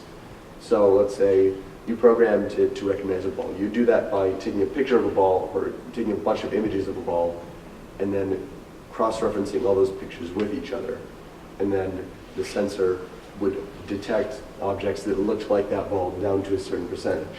If it was above, say, 85%, then it would recognize the object as a ball, as you can see down here, except usually the labels would also have percentages there.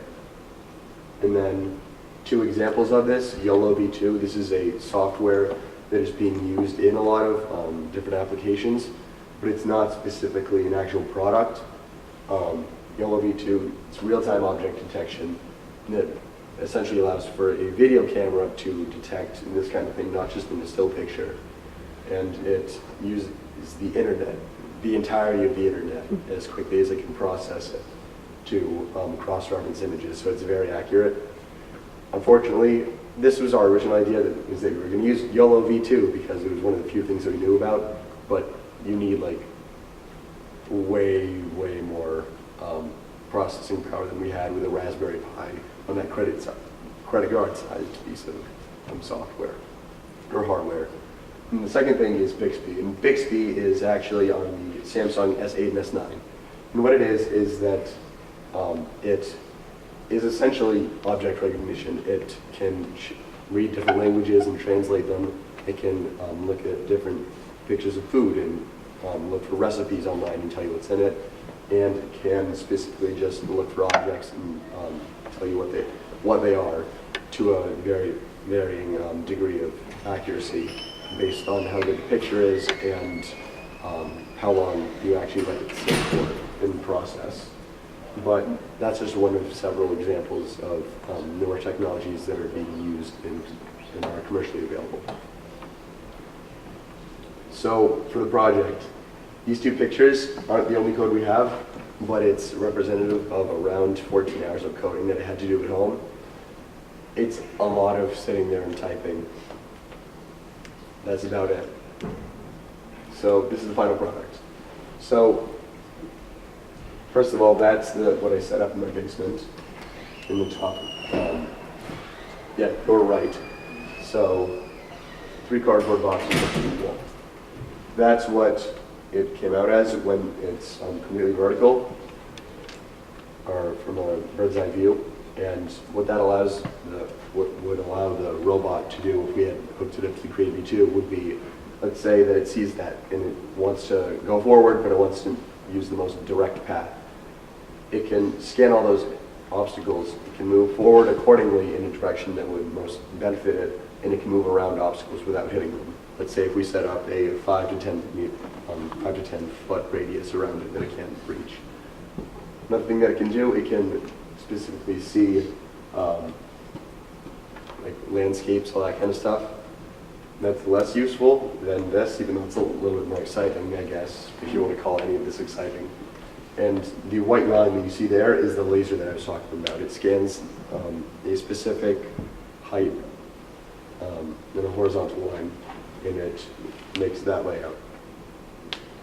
So this is the full capability that I got of it. I could actually not run this on any hardware that I owned, so I reached out to my neighbor who had a much more powerful computer than I did and let me use it. And so that's his cat. That's I don't know what that is. That was just lying around somewhere in the basement. So threw those things on there, and this is pretty much the extent of what we have as a product. I couldn't bring it in because obviously my neighbor wouldn't want me to steal the PC out of their basement, bring it into school. So thank you for sitting through our presentation. Do you have any questions? Spencer. What was the name of the, it was like Create V2 was the test thing, right? Yeah, that's what it's called. Yeah. The open source thing? Yeah. And that is like a copy, essentially, of the Roomba? It is a Roomba, except it does not have software on it? It doesn't have software, and it doesn't have a vacuum. So apparently the difference between the Roomba and the Create V2 is that's no difference, and it's got $700 more for Roomba. All right, so then it would have the same sensors as the Roomba then? It does not actually have the same sensors as the Roomba because the V2 is all older models. They haven't did it as much because obviously there's not as much financial opportunity there. They're not making as much money from Create V2s as they are the Roomba, so they're putting a lot more effort into developing the Roomba than they are the Create V2. All right, because that was going to be my question, was why use the Kinect when you could use the same sensors that are already on board? Well, I mean, if we wanted to make something that saw like the Roomba and did exactly what the Roomba did, we'd just buy a Roomba and bring it in. No, that's not what I'm trying to get at. But if you already have some sensors in place that act similarly to the Kinect, then... Oh, you're saying if the Create V2 had the sensors that the Roomba had? Yeah. Yeah, no, it does not have the same sensors. All right.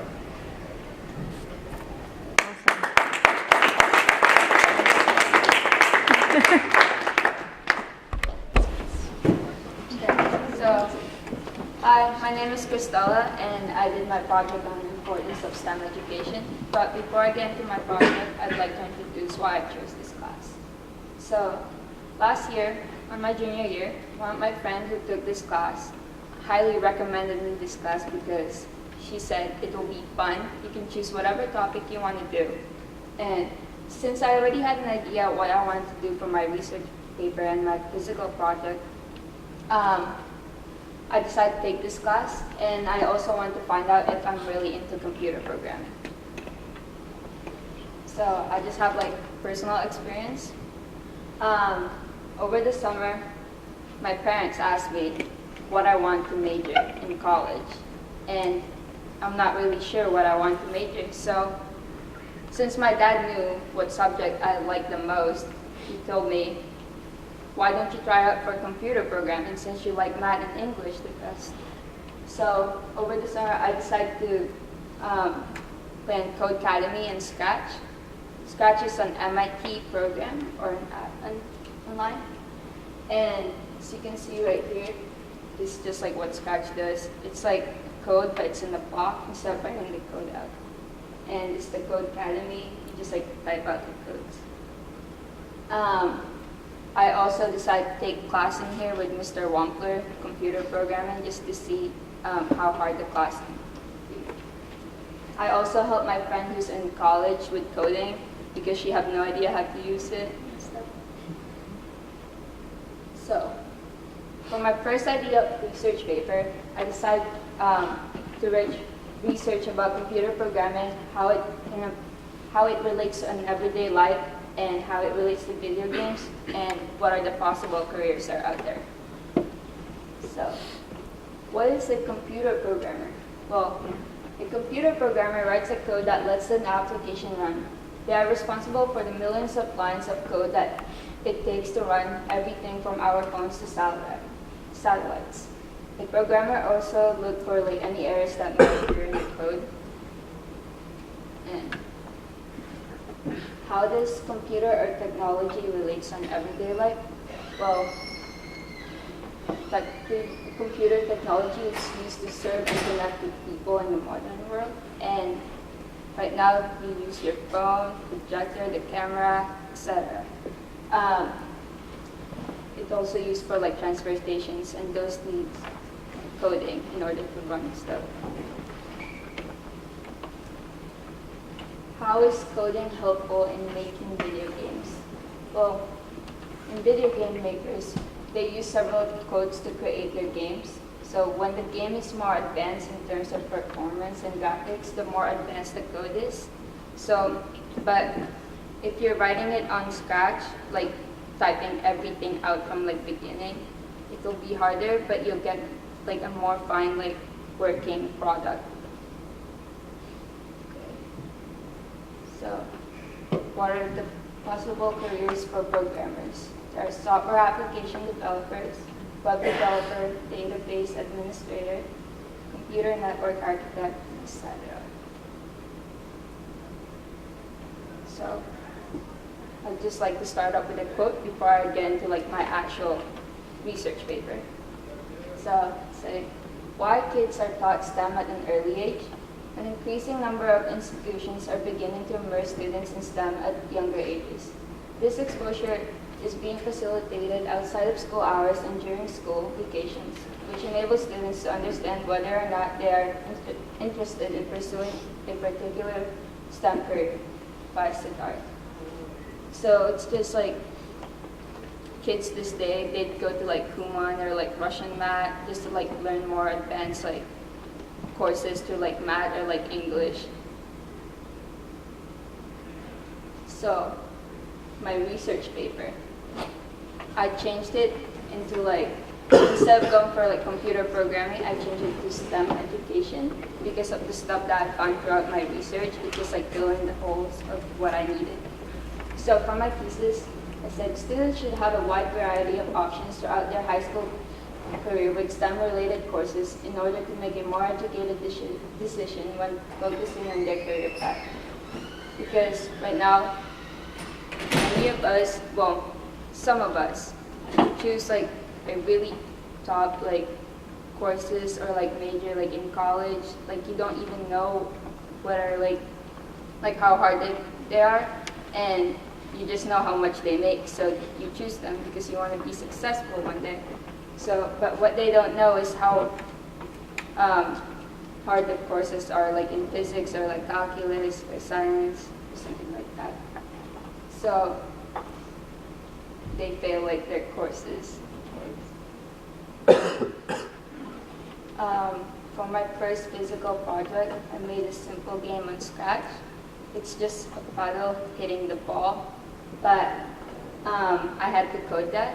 And if you guys don't know what Scratch is, it's a visual programming language in an online community that is primarily targeted for children. By using Scratch, users can create their own interactive stories, games, and animation that can be shared with one another in the community. So it's just the coding that I did. It doesn't look much, but it's just a bunch of blocks instead of typing it out. So this is just my explanation. It's when the ball, how the ball should go, how many steps it should go, and when it hits the paddle, it should make a popping sounds like that.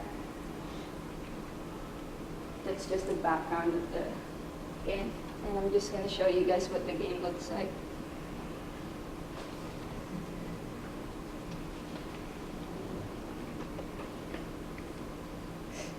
Just hitting like that. make it sound like as interesting as possible, but it's not really much in there. Yeah. And let's see.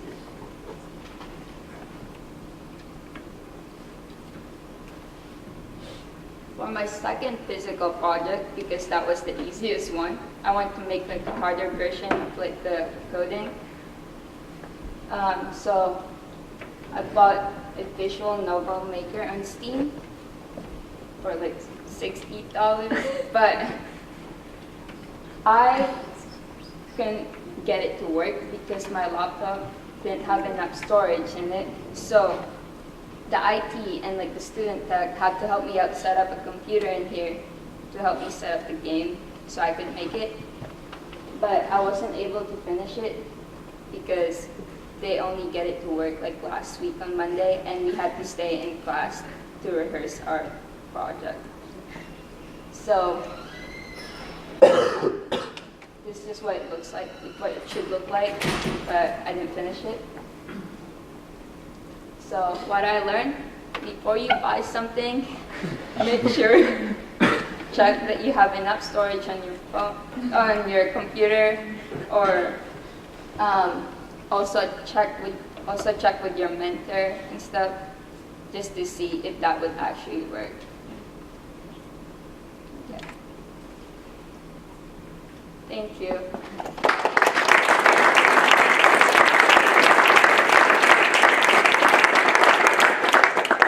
Question? Awesome, good job. So.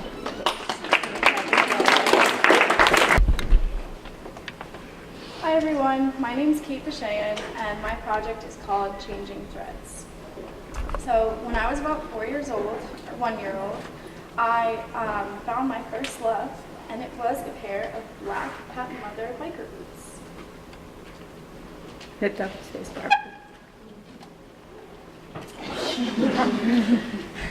Now these boots were a staple to every one of my outfits, even if it just consisted of pull-ups and pigtails.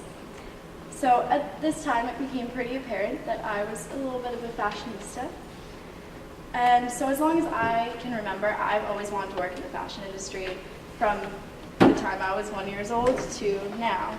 And what started as a bit of an ambitious dream to be the next Coco Chanel turned into more of a strive towards an Anna Wintour, who, and I don't know if any of you are familiar with her, but she's the head editor of Vogue magazine and chief boss lady of the fashion world. So when it came to finding my idea for my capstone project in second trimester, I thought about a course that I took at Marist College last summer on fashion merchandising. And in this course, we learned a lot about different trends. We learned about a lot of the basic things that goes into the business side of fashion. And one of the big ideas that stuck with me was fashion trending. So the two main types we learned about were downwards and upwards. Downwards trending means the movement of fashion in a hierarchical society from upper class to lower class. And throughout history, this has been the most prevalent form of trending in fashion, starting from the higher ends of society, royalty, and going down to the lower class. In the past century, a lot of fashion has gone towards upwards trending, which is basically just going the opposite way of the pyramid. So when I thought about this class, and my professor, who was the former fashion product developer for Giorgio Armani, I thought about how much this really impacts the market and the production of a lot of apparel in our industry today. So I thought about, with my paper, I wrote about the history of fashion starting back from as early as the 1300s, going all the way up till now, and how that's changed over time based on social stances, based on materials that are available at the time. And then I decided to do my project on basically representing how this can be affected in two different ways. So for my first piece, which I made two pieces that were supposed to represent haute couture and fast fashion. Those of you who are familiar with haute couture, is anyone? So haute couture is basically custom fashion, and it was very prevalent throughout history with royal members and some of the wealthiest people in society. So what they basically do is use the most expensive materials, hand done everything, and it's tailored perfectly to fit a person. So it is, of course, much more time consuming, much more expensive, and very rare. So throughout history, this has pretty much dwindled almost completely. And since fast fashion has come into the market, haute couture has been diminished basically to a market of around 200 people in the entire world who are frequent purchasers of haute couture.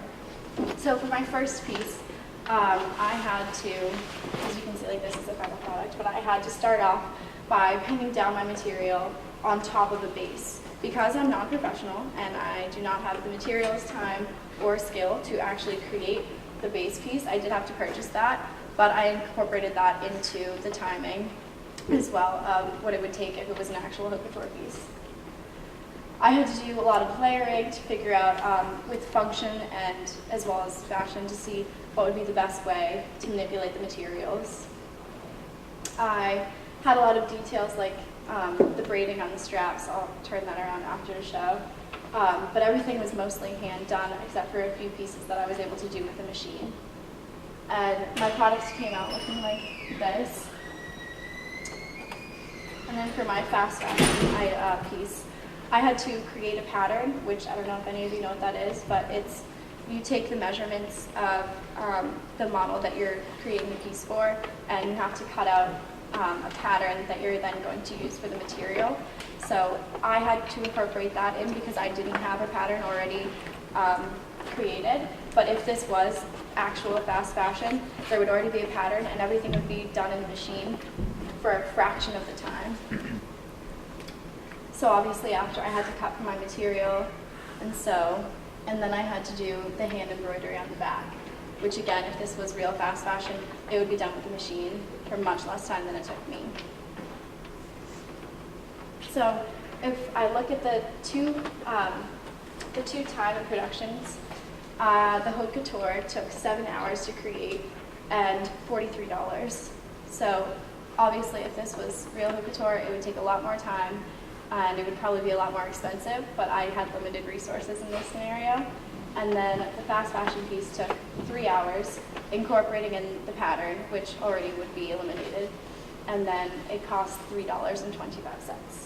So what these two pieces are supposed to represent is why our market has strayed so much from this art of the fashion industry and the side of fashion that takes so much time and effort, and it's more for the art of it than for the production.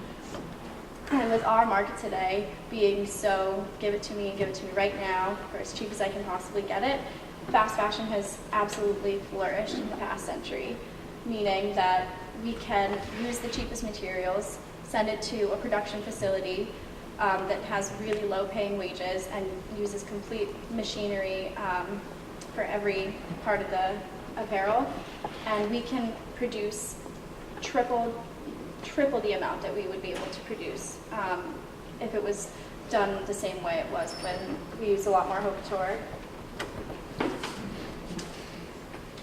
So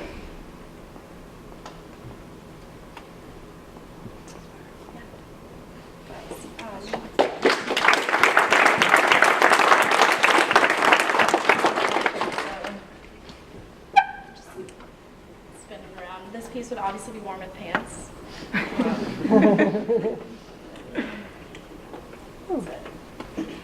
Are there any questions for Kate?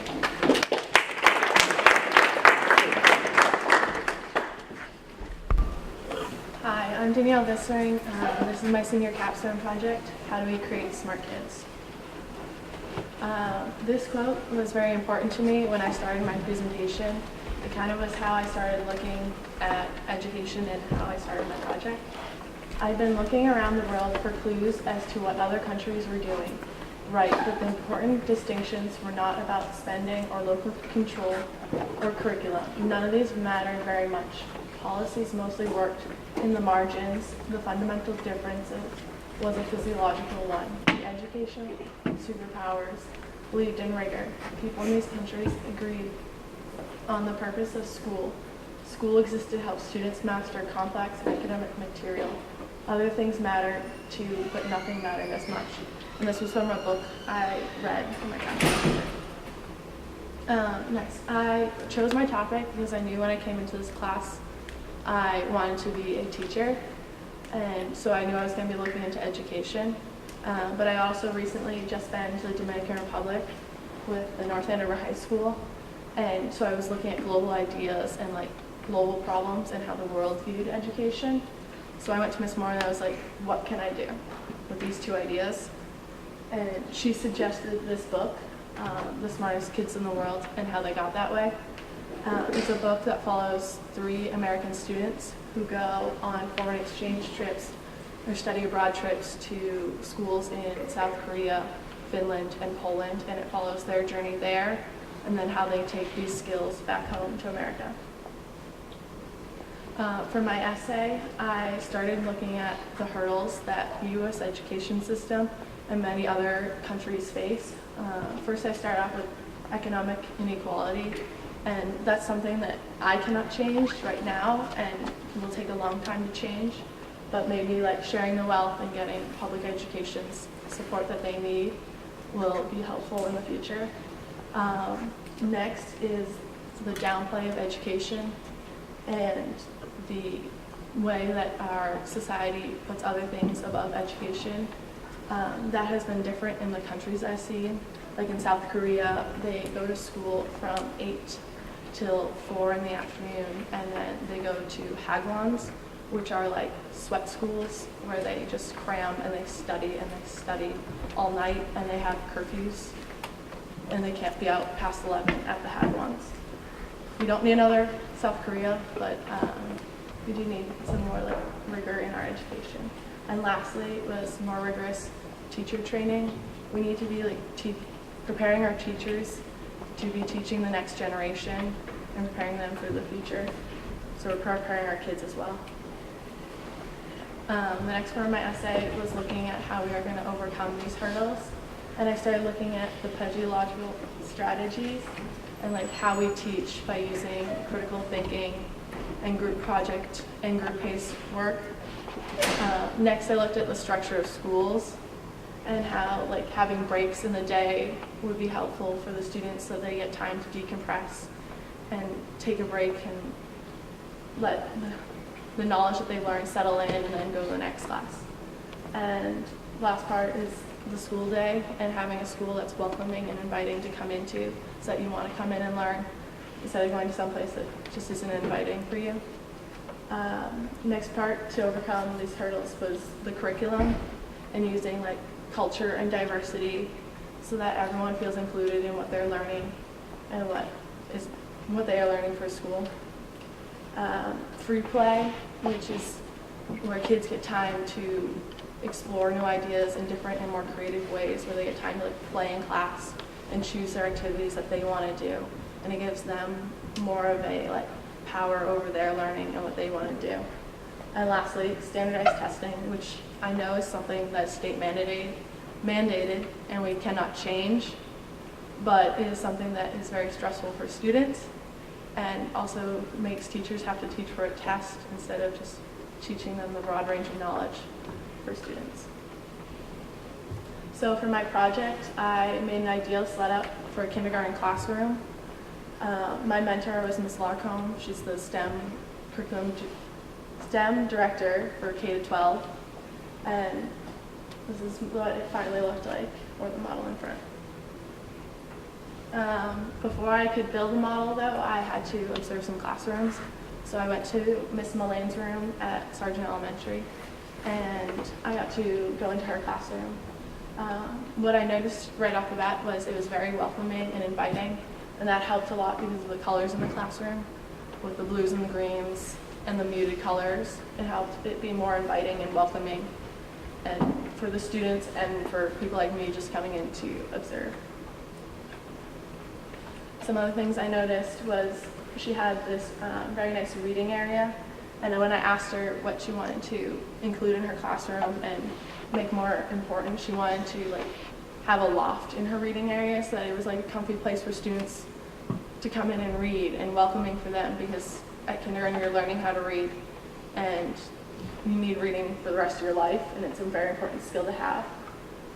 Also on the walls all over her classroom was like students' work, which helped the students feel more involved in the classroom and feel like it's their classroom too. It's not just the teacher's room or the school's room. Next, I went to Miss Pelottian's room at Franklin. Her room helped to show like the difference between Miss Mullane's room with the primary colors and just the different way the classroom was set up. Something that was very apparent in her room was the need for storage. She had at least 5 bins full of stuff, so that was something that was very important to me that I include in my project. Next, I went to Miss Scamara's room at Thompson, and I got to see her room also had the primary color scheme, which is just another nice thing to see. She had this like cool sink that was interesting because it allowed students to like all be there, have multiple students at the sink at once. And then, yeah. Something that was really nice about her classroom was her cubby area. She had enough room for all of her students to have her own cubbies, which was something I hadn't seen before. And there was also extra room for like assistants or student teachers to come in and have room for their stuff as well. And the cubbies are an important place because they allow students to like have a space that they're responsible for being organized and taking care of their own stuff. Lastly, I went to Miss Farr's room at Atkinson, and her room was the only room in the district that didn't have a bathroom, or that had a bathroom. So that was nice to see how like the class worked with the bathroom and how they worked, like how someone would go and then they would manage the room.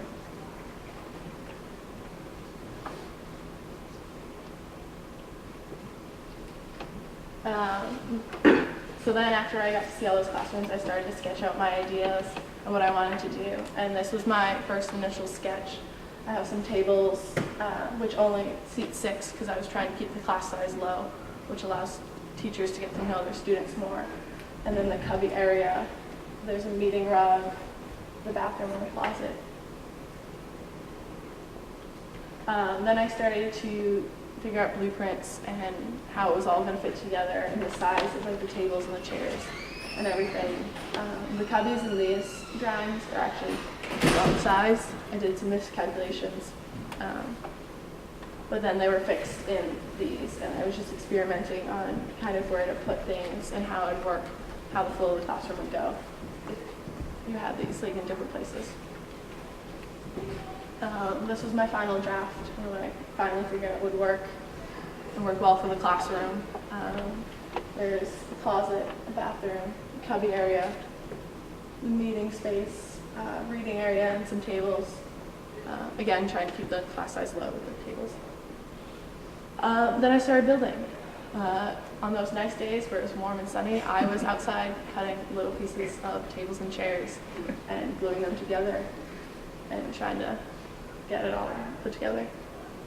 And then I had to paint everything. I realized as I started painting that it was easier not to use a paintbrush and just to dump them in paint and just kind of go with it. And got less paintbrushes messy, and my hands were already messy from using the paintbrush. Then I started putting everything together and gluing everything down and kind of figuring out how it would look for real with all the tables there and all the chairs out.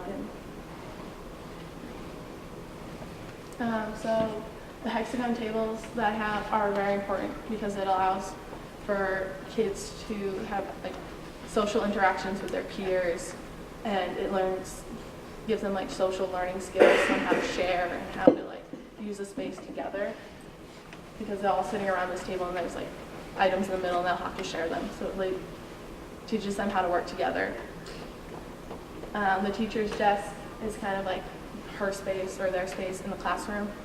and their area to be organized, get ready for the day, have their stuff. Next to the doors, this was something I looked into a lot and something I kind of had to figure out. I realized as I was making my sketches of my plans that the swing doors, you might accidentally hit a small child when you open a door if you're not careful. They might be behind there and you don't know. So I realized that I wanted to eliminate that problem, so I was looking into slide doors, and then my mentor suggested pocket doors, and so I included those on the sides of the classroom for entering the adjacent rooms, and at the front there's still a swing door. There's not as much of a hazard. Next is the closet. So I included the closet to keep the storage problem in check and help the teachers have room to put their stuff that wasn't out in the classroom. The door for the closet is shared with the bathroom, so that when it's shut in the closet, you know no one's in the bathroom. And then when someone needs to use the bathroom, they should just shut the door on the bathroom side, and then you know if someone's in the bathroom. Because kindergartners have a hard time remembering to flip signs or remembering to take a pass to say they're going to the bathroom. So that was an easier way to make sure that you knew if someone was in the bathroom or not. Next is the bathroom. It helps to keep the classroom more self-contained and keeps the students in the classroom instead of leaving to go to the bathroom or having to wait in lines outside the bathroom so that everyone can go. Next was the cubby area. That was a very important space because it allows students to have their kind of space in the room and that they're responsible for being organized.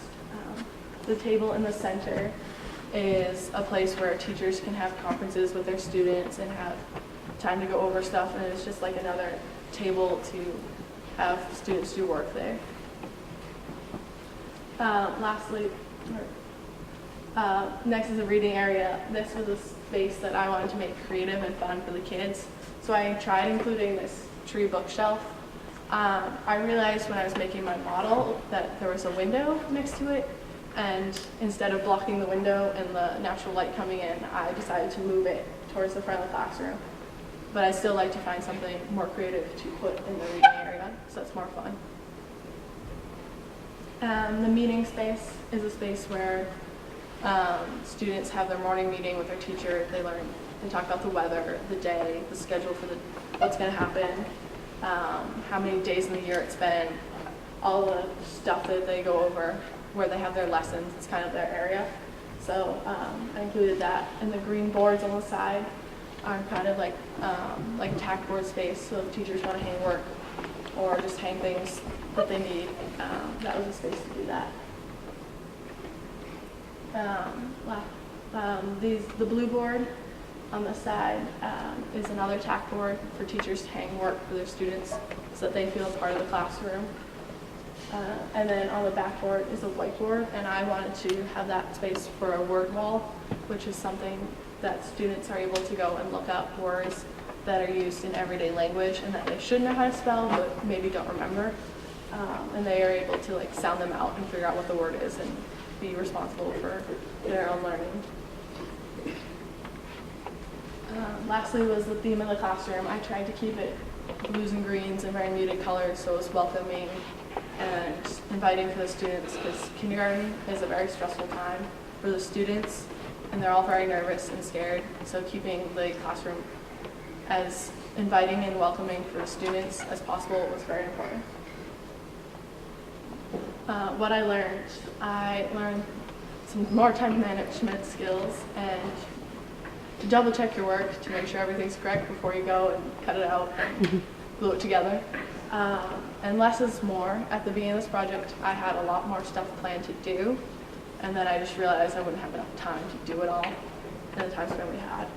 And I learned that skills to help me in the future. I want to be a teacher, so I learned how you're going to set up your classroom and how it's all going to fit together. Looking into the future, I plan to go to Bridgewater State to be a teacher and study elementary education.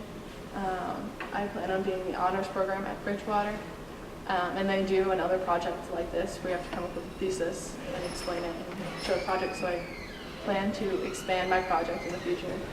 I also do half of my student teaching in a country like Finland or South Korea or France or wherever, somewhere to get more exposure on these ideas. I invite everyone up to look at my model after. Thank you. Any questions?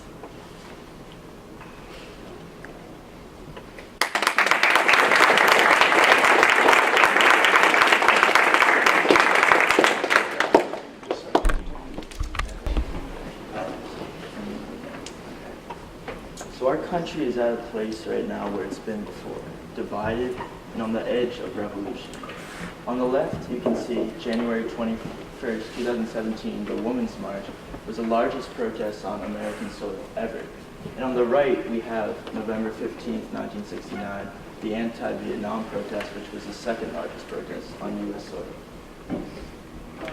So the divide today in America is so similar to what it was in that Vietnam late 60s period that the Washington Post University of Maryland poll suggests that 7 out of 10 Americans believe this, that the political and social divide is at least as big as the late 60s. So comparing these two time periods, the only difference in these two revolutionary periods was how the political power of music was so essential to the youth and that revolutionary force. The history department at North Andover High School really did a good job showing how essential the political expression of the music of the time was to dividing this social divide. And the reason why I picked it is, as you can see, I've been playing music since I was a very little kid, and the 60s showed the power of what being a musician and music in general can do to a nation, as it can really express social and political views like nothing else, and express the soul like nothing the world has ever seen. So my thesis for research was, how could the sacred power of music, which has been so consistent since the beginning of human history, be the missing voice today to our revolution? And to do that, I really had to go back in time through history and analyze humans' history with music since its beginning. Doing so, I realized the very sacred nature it had for expression, as Pythagoras, the ancient Greek philosopher, understood in 520 BC, that when he discovered the perfect mathematical relationship between harmonic intervals, it made him wonder, like, the access to the spiritual and greater world, so he was pretty much the first person to really understand how it had a higher power. And then throughout history, it's really there's just a surplus of every civilization who has their own unique expression of this power. Author John Blacking speaks upon it wisely when he writes, "Music does not just act as a mirror of the culture, it performs it." So you can really just look at any civilization and really see how their culture has been performed by just looking at their music, which is very interesting. But to narrow it down, because of how large of a topic that was, I wanted to focus a little bit more of American music and how today in our modern world, how music can tie and play into a revolution today. In doing so, I really wanted to understand how music, the way it is, originated. And so rock and roll, or just pop today, it all came from the blues in America. And the blues really started in the slavery times, when slave workers would create songs to either have them escape from their oppressions or to try to deal with them and connect to God. So these African American musicians had this, and it was mainly just in their community until slavery ended. However, the African American community was still heavily oppressed. They played this music on their own until this man right here, Sam Phillips, the record producer, caught ear of these African American musicians, and he dreamed of finding a white man who can sing with the same feel as these African American musicians. he ended up doing so and finding that man in Elvis Presley, who was a white man who could actually sing the blues. And from there on, it really blew up, and white America actually began to recognize this powerful music. So pretty much, since its beginning, there's been a ton of censorship of rock and roll, and there's actually in 1954, the United States government pretty much organized a meeting to try to censor rock and roll from the youth and from the world because they felt it was corrupting our youth. So there's always been that battle between this free speech of music and our government, which for my project I actually created a documentary, which I will talk about later. But the main aspect of my documentary was really showing this and how real the fear of this music was to our government and higher institutions, due to the way they realized that, you know, this powerful voice can really change our youth and put power behind it. So to analyze, so pretty much since the beginning, music had this much more spiritual meaning. As you can see, just either if it's directly religiously or just early in tribal cultures. So I really analyzed how the commercialization of music in the entertainment world, how that affected this loss of spirituality. I mean, I'm sure you'd hear a difference listening to a song in church than Just Dance by Lady Gaga. You know, it's more entertainment based. However, the 1960s was really just the perfect balance between those two, entertainment and touch of, you know, purpose and truth. The 60s really was much more similar to spirituality and religion than you could think, because pretty much all of the main figures of the 60s rock and roll legends were really there to just use the spotlight to promote basic philosophies of peace, love, unity, and really also, you know, about ending the war in Vietnam. So they were really tied into spreading philosophy just as important as their music. So a couple like really inspiring examples of that. This is George Harrison of the Beatles, who they were the most famous band of all time, but he actually went to he went to India and he found this guy named Ravi Shankar, who is playing his sitar, a sitar, it's like a Indian guitar. And he found extreme inspiration from this spiritual musician. And he actually ended up bringing him on tour with the Beatles and bringing him into the American spotlight, because he found that, you know, he had a greater sense of truth with his music. As well as another Beatle, John Lennon. He was extremely relevant in the political and social revolution of the 60s, as he used his spotlight, like I said, to promote anti-war and peaceful philosophies. So now that you know that the past of how music has been this revolutionary voice, today, how could music influence the revolution today? Well, pretty much the difference today, the biggest difference at least, is that back in the 60s, really the only way of, you know, media source was just either radio or TV. And today, with our information technology era, we have more access to music, the internet, or anything than ever.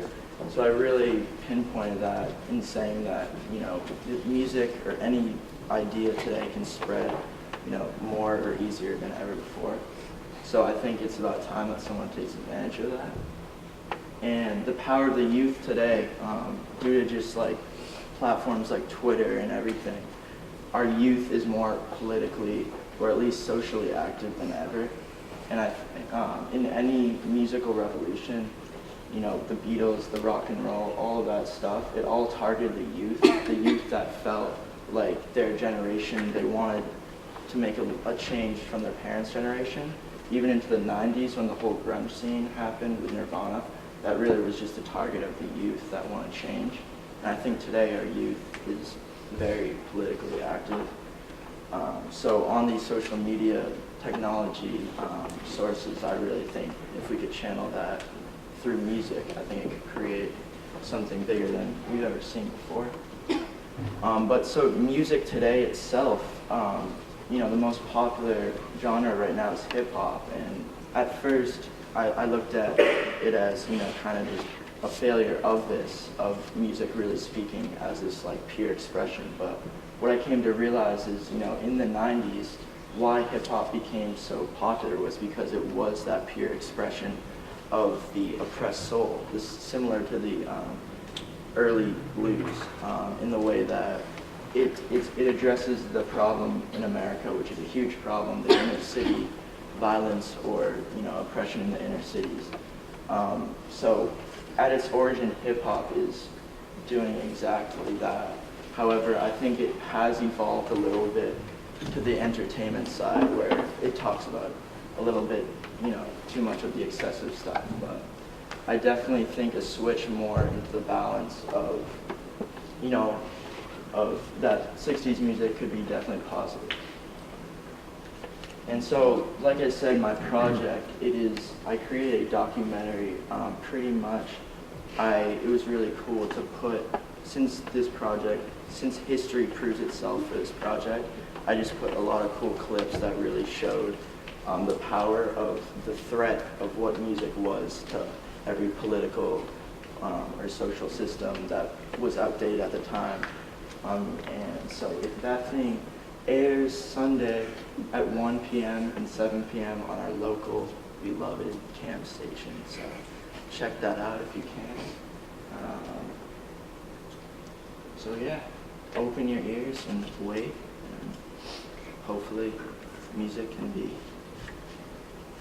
critical as it has in the past. Thank you to Ms. Martin. Any questions?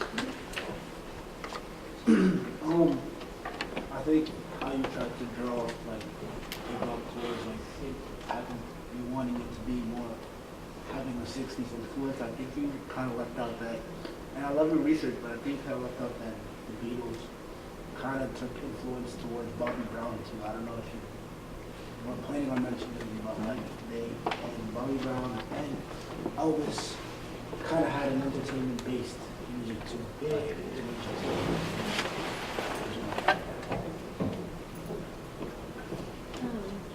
I agree. I really like the research that you did. But also, couldn't you argue that now it's easier to find revolutionary music, especially if it's not airing on the radio? Because part of the reason why people who were running radio stations needed a white man that had that same sound was in order to get it past censorship and to get it to play.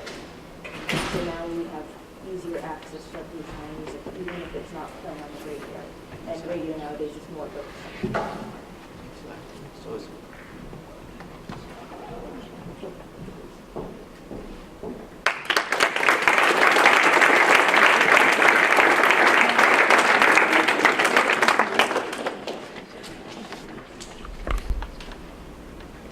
Hi, my name is Adalmar Stano. I'm a senior here at North Andover High School. So, just a question, show of hands, how many people like the warm weather? Okay, so you guys might be looking at me a little crazy because I'm going to be talking about keeping our winters, but it's important, and I'll get into that. So, a little bit about me. I've been skiing since I was 6. That's when I got my first pair of skis, and when I was 11, I decided to make the switch over to snowboarding. These are some pictures I've taken from the past 2 years. The 2 pictures on the bottom left were from 2 events at Sugarbush, which is a mountain up in Vermont, as well as the picture to the left is also from Sugarbush, and the picture on the right is from my home mountain of Loon up in Lincoln, New Hampshire. So this has been a very big thing for me for a while. Winter is my favorite time of year. I love the snowboarding. I love snow.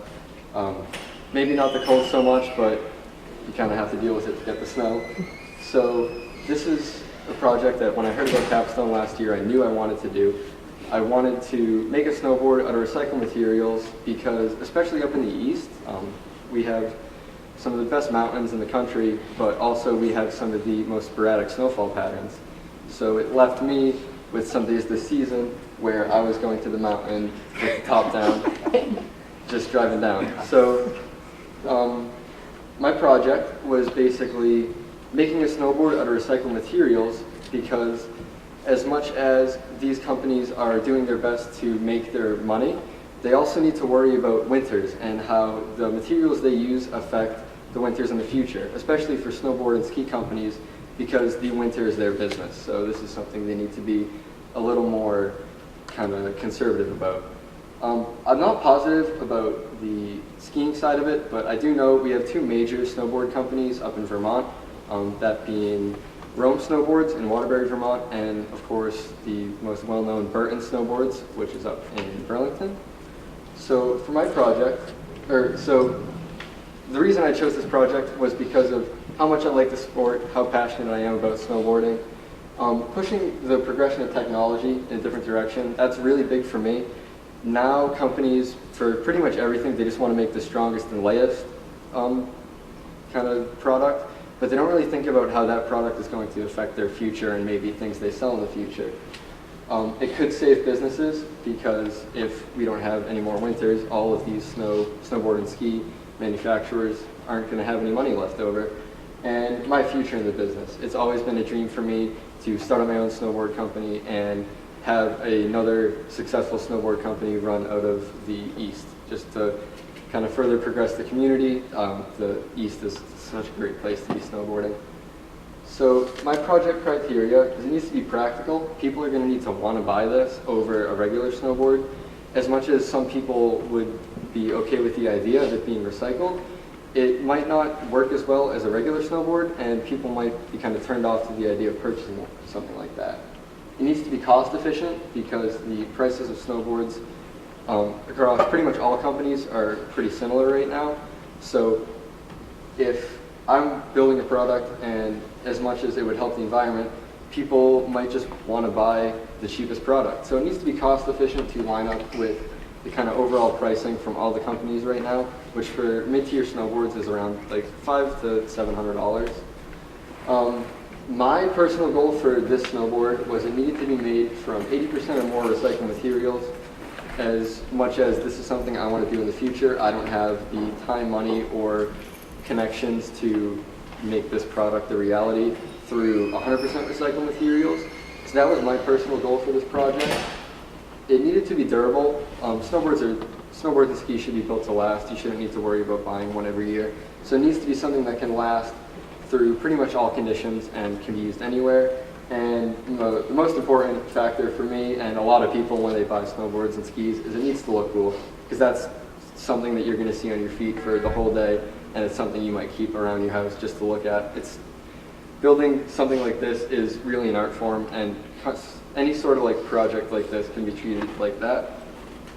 So this is a little chart from something I did with my cousin. My cousin was my mentor. He graduated from Merrimack with a degree in mechanical engineering, and he works at a company right now called Eastern Measurement Solutions. They are a company that does laser measurements from big things like battleships. So my cousin took a trip down to Maryland and ended up doing measurements for things like that, and all the way down to violins that are worth $2 to $4 million that people want to be able to see those files from, but they cannot touch. So this is kind of just what we went over, the things that I would need to buy for this project. Some things are stuff that I would just need to buy once. So the bottom two on this list are just things that I would need to buy once just to kind of get that started. And as much as the process for using a vacuum bag isn't what they use in like modern day in factories, it is just something practical for me that I can do in my garage. So all of this stuff is available for me, and most of this stuff I can avoid cost for and just find it at a recycle plant. We went to the recycle plant in Middleton and just started talking to people around there, and we looked around, and the materials that you would see being recycled there are actually surprisingly similar to the ones used for something like this. this is the anatomy of a snowboard. So when you take something like this and you break it all up, this is what goes into the product. Going from the top down, there is a top sheet. So that is the graphic on top. This is what everyone's going to be seeing. And it needs to be waterproof. The snow and kind of wetness might get into the snowboard and it might start delaminating layers, and you really don't want that because that's how some stuff breaks. In between the two fiberglass layers is a wood core, usually made out of poplar. The core is usually just wood that is kind of lightweight and bendy, so that's pretty much the criteria for that. Poplar is just the most common wood that people use for that. And on the bottom, the base, which is what actually connects to the snow, is a high-density polyethylene plastic, which is the same plastic that is used for everyday items such as, laundry detergent bottles, soap bottles, things like that. So it's a very common thing. One thing I didn't realize until I started actually doing research on this is how much the materials for a snowboard that I need can be found in my house just around. So obviously the plastics for the bottles, but also even for the top sheet, you can pretty much make anything waterproof with modern things that you can get at Home Depot or Lowe's or any sort of store like that. And all of that's pretty much readily accessible for everyone. So it's something that until I really did research on, I didn't really grasp how easy it would have been with all the right materials. So that was something that surprised me. This snowboard is not one that I've made. The snowboard that I was going to make ended up being a failed project due to the time restrictions I had, and I didn't have the money to invest into the machines and materials that I would use. It still is a very realistic goal for companies to use, and in the future, if I plan on starting my own snowboard company, it would definitely be something I would look into. So the benefits from companies to communities, obviously people are going to want to snowboard and ski in the winter. So companies can benefit from that because as people start to realize that the materials that we use currently have a very big effect on our environment, people will start to move more towards recycled snowboards, and that will give companies more business, and it will also help with emissions and help out with keeping our winters together. And from the community, especially around here, with platforms such as Ski the East, which is a social media kind of company just based around the skiing and snowboarding in this area, so just the Northeast. The word would get around very quickly that there's a new company around and they're starting a new project, and it's something that people haven't really done before. Companies like Burton currently have 5 FSC certified cores, which means the wood they take from the forest to build their cores are all certified, and they are regulated so they can only take a certain amount from a certain place, and that is a very good start, obviously, protecting our forest, but it hasn't really gone in a direction further than that. So the jacket to the right of me is a jacket made by a French company called Picture. So Picture started in 2009 with the concept of making all of their outerwear, from their pants to their jackets to maybe their layers, being out of 100% recycled materials. So that jacket in front of you guys right now is made out of 100% recycled polyester, and pretty much all the other materials that would go into it, all the ink that they use for the graphic of the topographic map of Alaska. So all of that is coming from a company with the goal in mind of making stuff that's recycled. And as much as that's a step in the right direction for companies that produce outerwear, such as the jackets and pants, current snowboard and ski companies right now haven't done that with their snowboards and skis, which is something that I think is kind of a lot of missed potential and something that we can work towards in the future. This is the diagram of a collaboration snowboard made between Nitro Snowboards, which is a company out west, and Koroyd. Koroyd is a company that they do plastic solutions, and it's for construction mostly. So they did a collaboration with Nitro, I think Smith skis, and Smith helmets. So there is a snowboard, or like a snowboard, a set of skis, and a helmet that uses this green Poroid material, which is just a plastic, and it's a substitute for the wood. So as much as the Poroid plastic isn't currently made from like recycled plastic that we can find every day, that's a realistic goal that we can work towards too in the future, of having the same sort of technology in the way they extrude the plastic into tubes and connect them like a honeycomb to get that strong structure, and put that into, you know, a more recycled approach. So this snowboard doesn't use wood at all, which would kind of work away from the stuff that Burton has been working towards with their FSC boards. But it's something that could be worked towards in the future, for maybe kind of using wood and plastic together and kind of eliminating the use of plastics from just kind of stuff made from the companies right now. One thing that companies haven't really done yet is collaborations with people that you wouldn't really expect.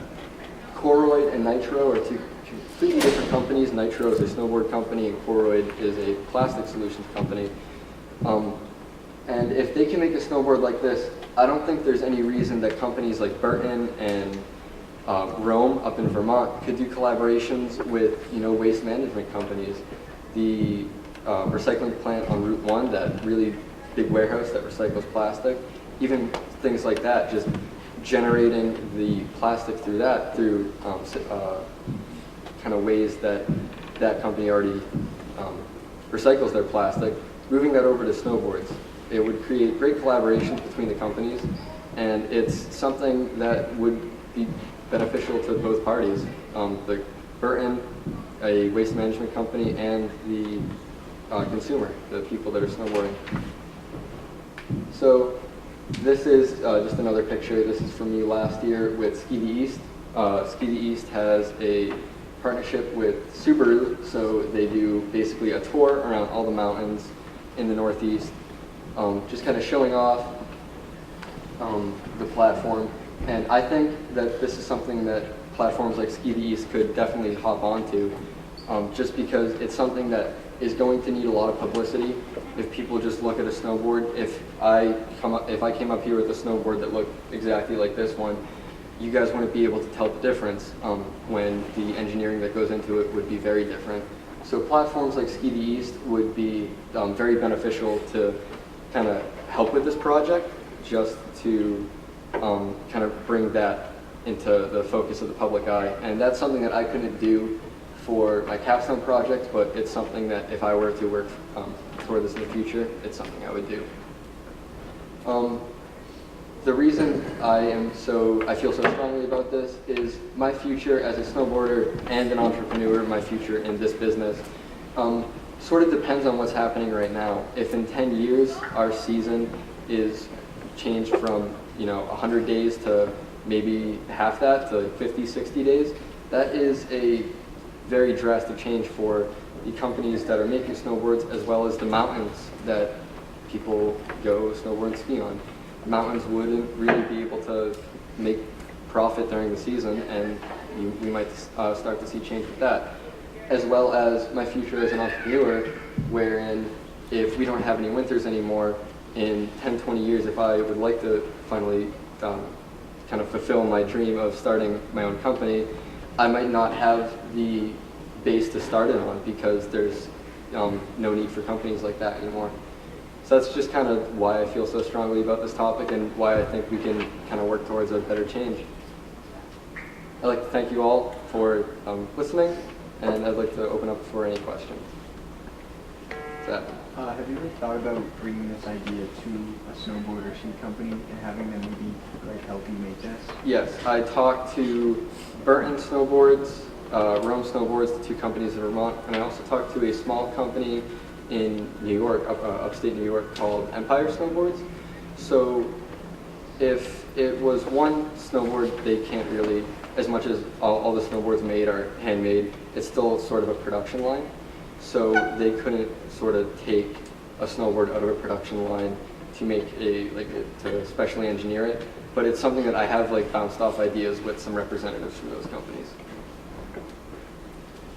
Claire? Would you say that like the reason why companies like don't or haven't started using recycled materials is because they think that recycled materials are more expensive? No, I believe that companies really haven't thought of that yet. Thought of the idea of doing collaborations with, even plastic companies, or just kind of using the recycled materials that we have in a different way.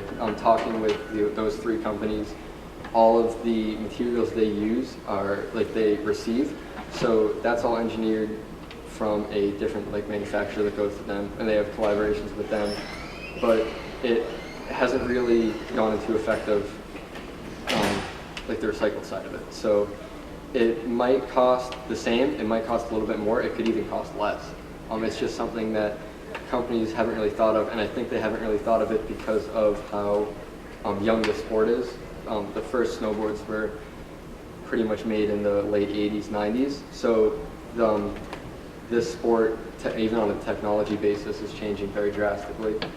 So it's just kind of things to look, I was going through this project as sort of things to look for in the future, as well as things that, or I was trying to find a reason why companies haven't done this yet, because it hasn't been done, and I would like it to be done. So that's sort of my reasoning for that. Have you ever thought of doing something like Kickstarter for this? I have not. So just sort of the time constraints with the first trimester being for the essay and the second trimester being for the actual product. I didn't really have the time to sort of build up a base for that as a Kickstarter, but that's a great platform in the future for if I was to be starting this up as a full business.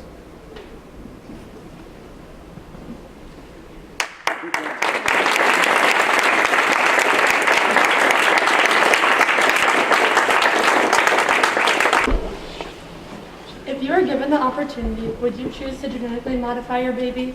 This is a question posed to me in bioethics last year. It may seem like a far-fetched idea, but this is a reality that could be facing us in 10 to 15 years. Many of you may not know, but 2 years ago, the Chinese first used CRISPR technology in order to edit human embryos. In this trial, they attempted to edit the embryos in order to increase the intelligence of the baby. The technology I mentioned earlier, CRISPR technology, makes it possible for researchers and scientists to cut sections of the DNA out and replace it with other sections. This is a process known as splicing. So up on the board at the top, you'll see a DNA coding sequence. It's represented, the 6 colors represent different sections of the DNA. So on the left, when all 6 colors are included, you'll see that it makes a protein that has normal activity. However, on the right side, when the red section is cut out, you are left with an inactive protein or protein with abnormal activity. This is how the process of splicing would work. Now, typically they wouldn't just cut out a section, they would replace it with something else. But this shows just how simply you could completely change a trait and how it would be portrayed. Now, currently we have the ability to edit single gene traits. The trial with the Chinese, when they tried to attempt intelligence, ended up failing because intelligence is something that's controlled by many, many genes, which we right now do not have the ability to edit. Right now we can edit things such as dimples, color blindness, and single gene genetic disorders such as cystic fibrosis and Huntington's disease. Now, at first, this may sound great, but I ask you to all fast forward for a second. Imagine 20 years from now, you are all parents or soon-to-be parents at a time when genetic modification is unregulated. Instantly, there are class differences.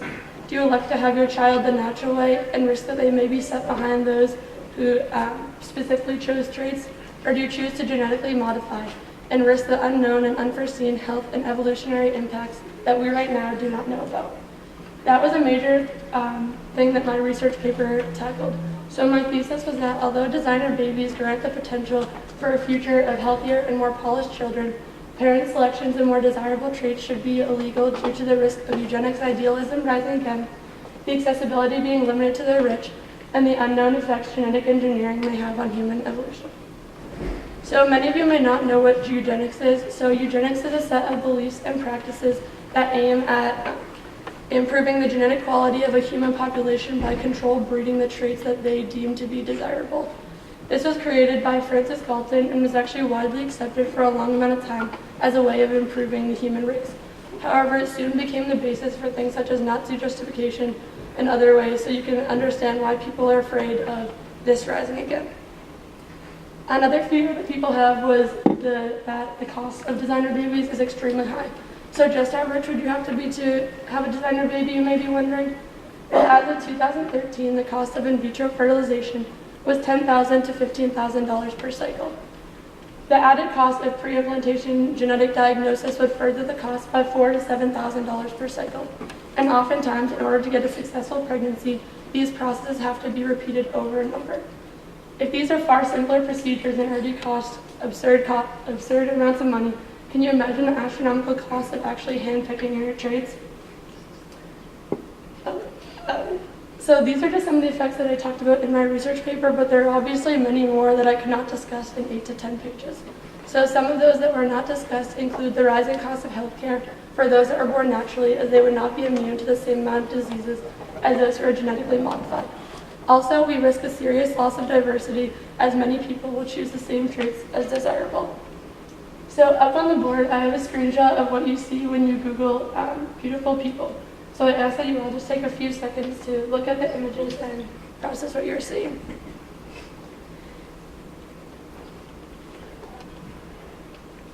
So this next image is a Google image of what you get when you search successful people. So again, I just ask that you process what you see in the pictures.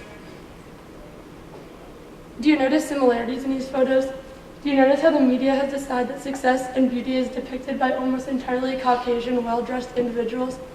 The media decides how they want to portray all sorts of ideas, and often it's not a true representation of the world around us. The United States is often referred to as the land of opportunity. We are founded on millions of immigrants who come from diverse backgrounds, bringing different ideas and approaches to every problem. With these different ideas, we were able to work together and progress super quickly, which would be lost if all of a sudden we are all essentially clones of each other. This is something that researchers fear.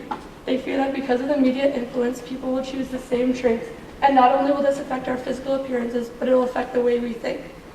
They fear that certain traits will eventually completely disappear from the human germline, which means that certain edits will be passed on to offspring, and eventually certain things will just not be included in our human race at all. So my mentor's name is Christine, and she works at a private LabCorp in Westborough, Massachusetts. Before working there, she graduated from the University of Connecticut with a bachelor's degree in diagnostic genetic studies and completed an internship at Brigham and Women's Hospital in Boston. So together with my mentor, along with Ms. Morley, we worked on coming up with a physical product, which was kind of a struggle for me, just because obviously I can't go out and modify anything. Given the nature of labs, it's kind of hard to even go in shadow, and I didn't really think that would benefit me because I'm not majoring in anything really related to this in college either. So we decided to focus in on one of the effects of genetic modification, which was the loss of diversity, and we created a humanities project focused on that. So my project is based around the idea of Humans of New York. So for those of you that do not know, Humans of New York began in 2010 as a photography project. The creator, Brendan Stanton, went around and took pictures of people all around New York and posted them onto a blog and Facebook page. It began as just a representation through pictures, but soon he began asking questions and collecting facts, quotes, and stories. Together, he would post both the pictures and stories, and people from around the world began reading about all the people that make up New York City. Since beginning in 2010, he now has over 20 million followers on social media, and it's become super popular. So here are 2 examples of some of the people that you can find on his Facebook page or website. These stories have also been combined into a book, which you can purchase at bookstores around the world, as well as basically on any website. So this is the inspiration for my project. So I created Humans of North Andover. So the first step in creating this was reaching out to volunteers. So what I first did was I drafted posts that I put in Facebook groups of clubs such as Student Council that I was involved in, and I asked for volunteers. And I did this because I wanted to be randomized and I didn't want people to feel like I was just selecting exactly who's in this book. So these are all volunteer-based. Next, I developed questions. So I had 8 to 10 questions. Some were about more personal things, such as how long have you lived in North Andover and what brought your family here? Or what is your most interesting quality that you value? And then some questions were more geared toward my research paper side, including what is your feelings toward designer baby technology? Do you feel like there should be regulations?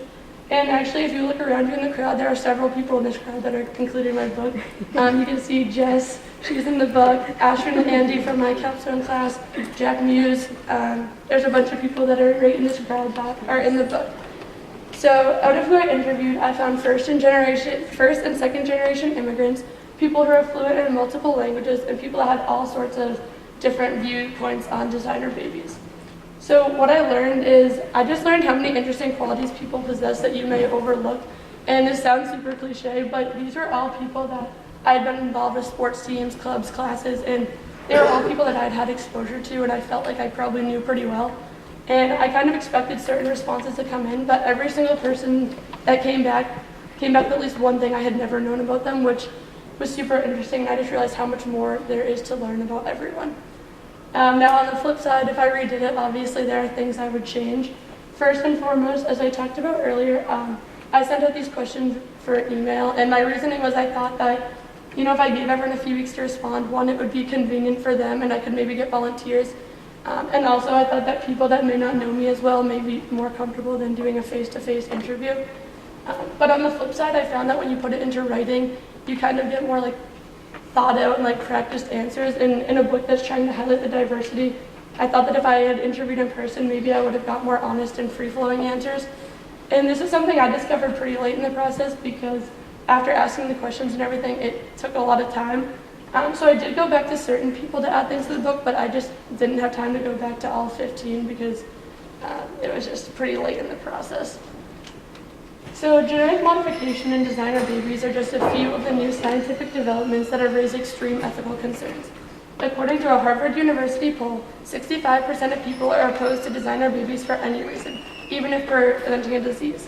95% were opposed to genetic modification of superficial traits that would cause it to affect the germline, which, as I talked about earlier, means being passed down.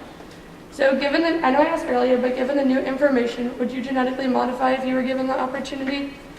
Thank you for listening to my presentation, and I open the floor for any questions. Is this like a physical book? Yeah, so I have it right here. I only have one copy, but anyone can feel free to come up and look at it. And there's all sorts of people, so an example of one of the pages would have a person's name, their grade, picture, and then all the information I got from them.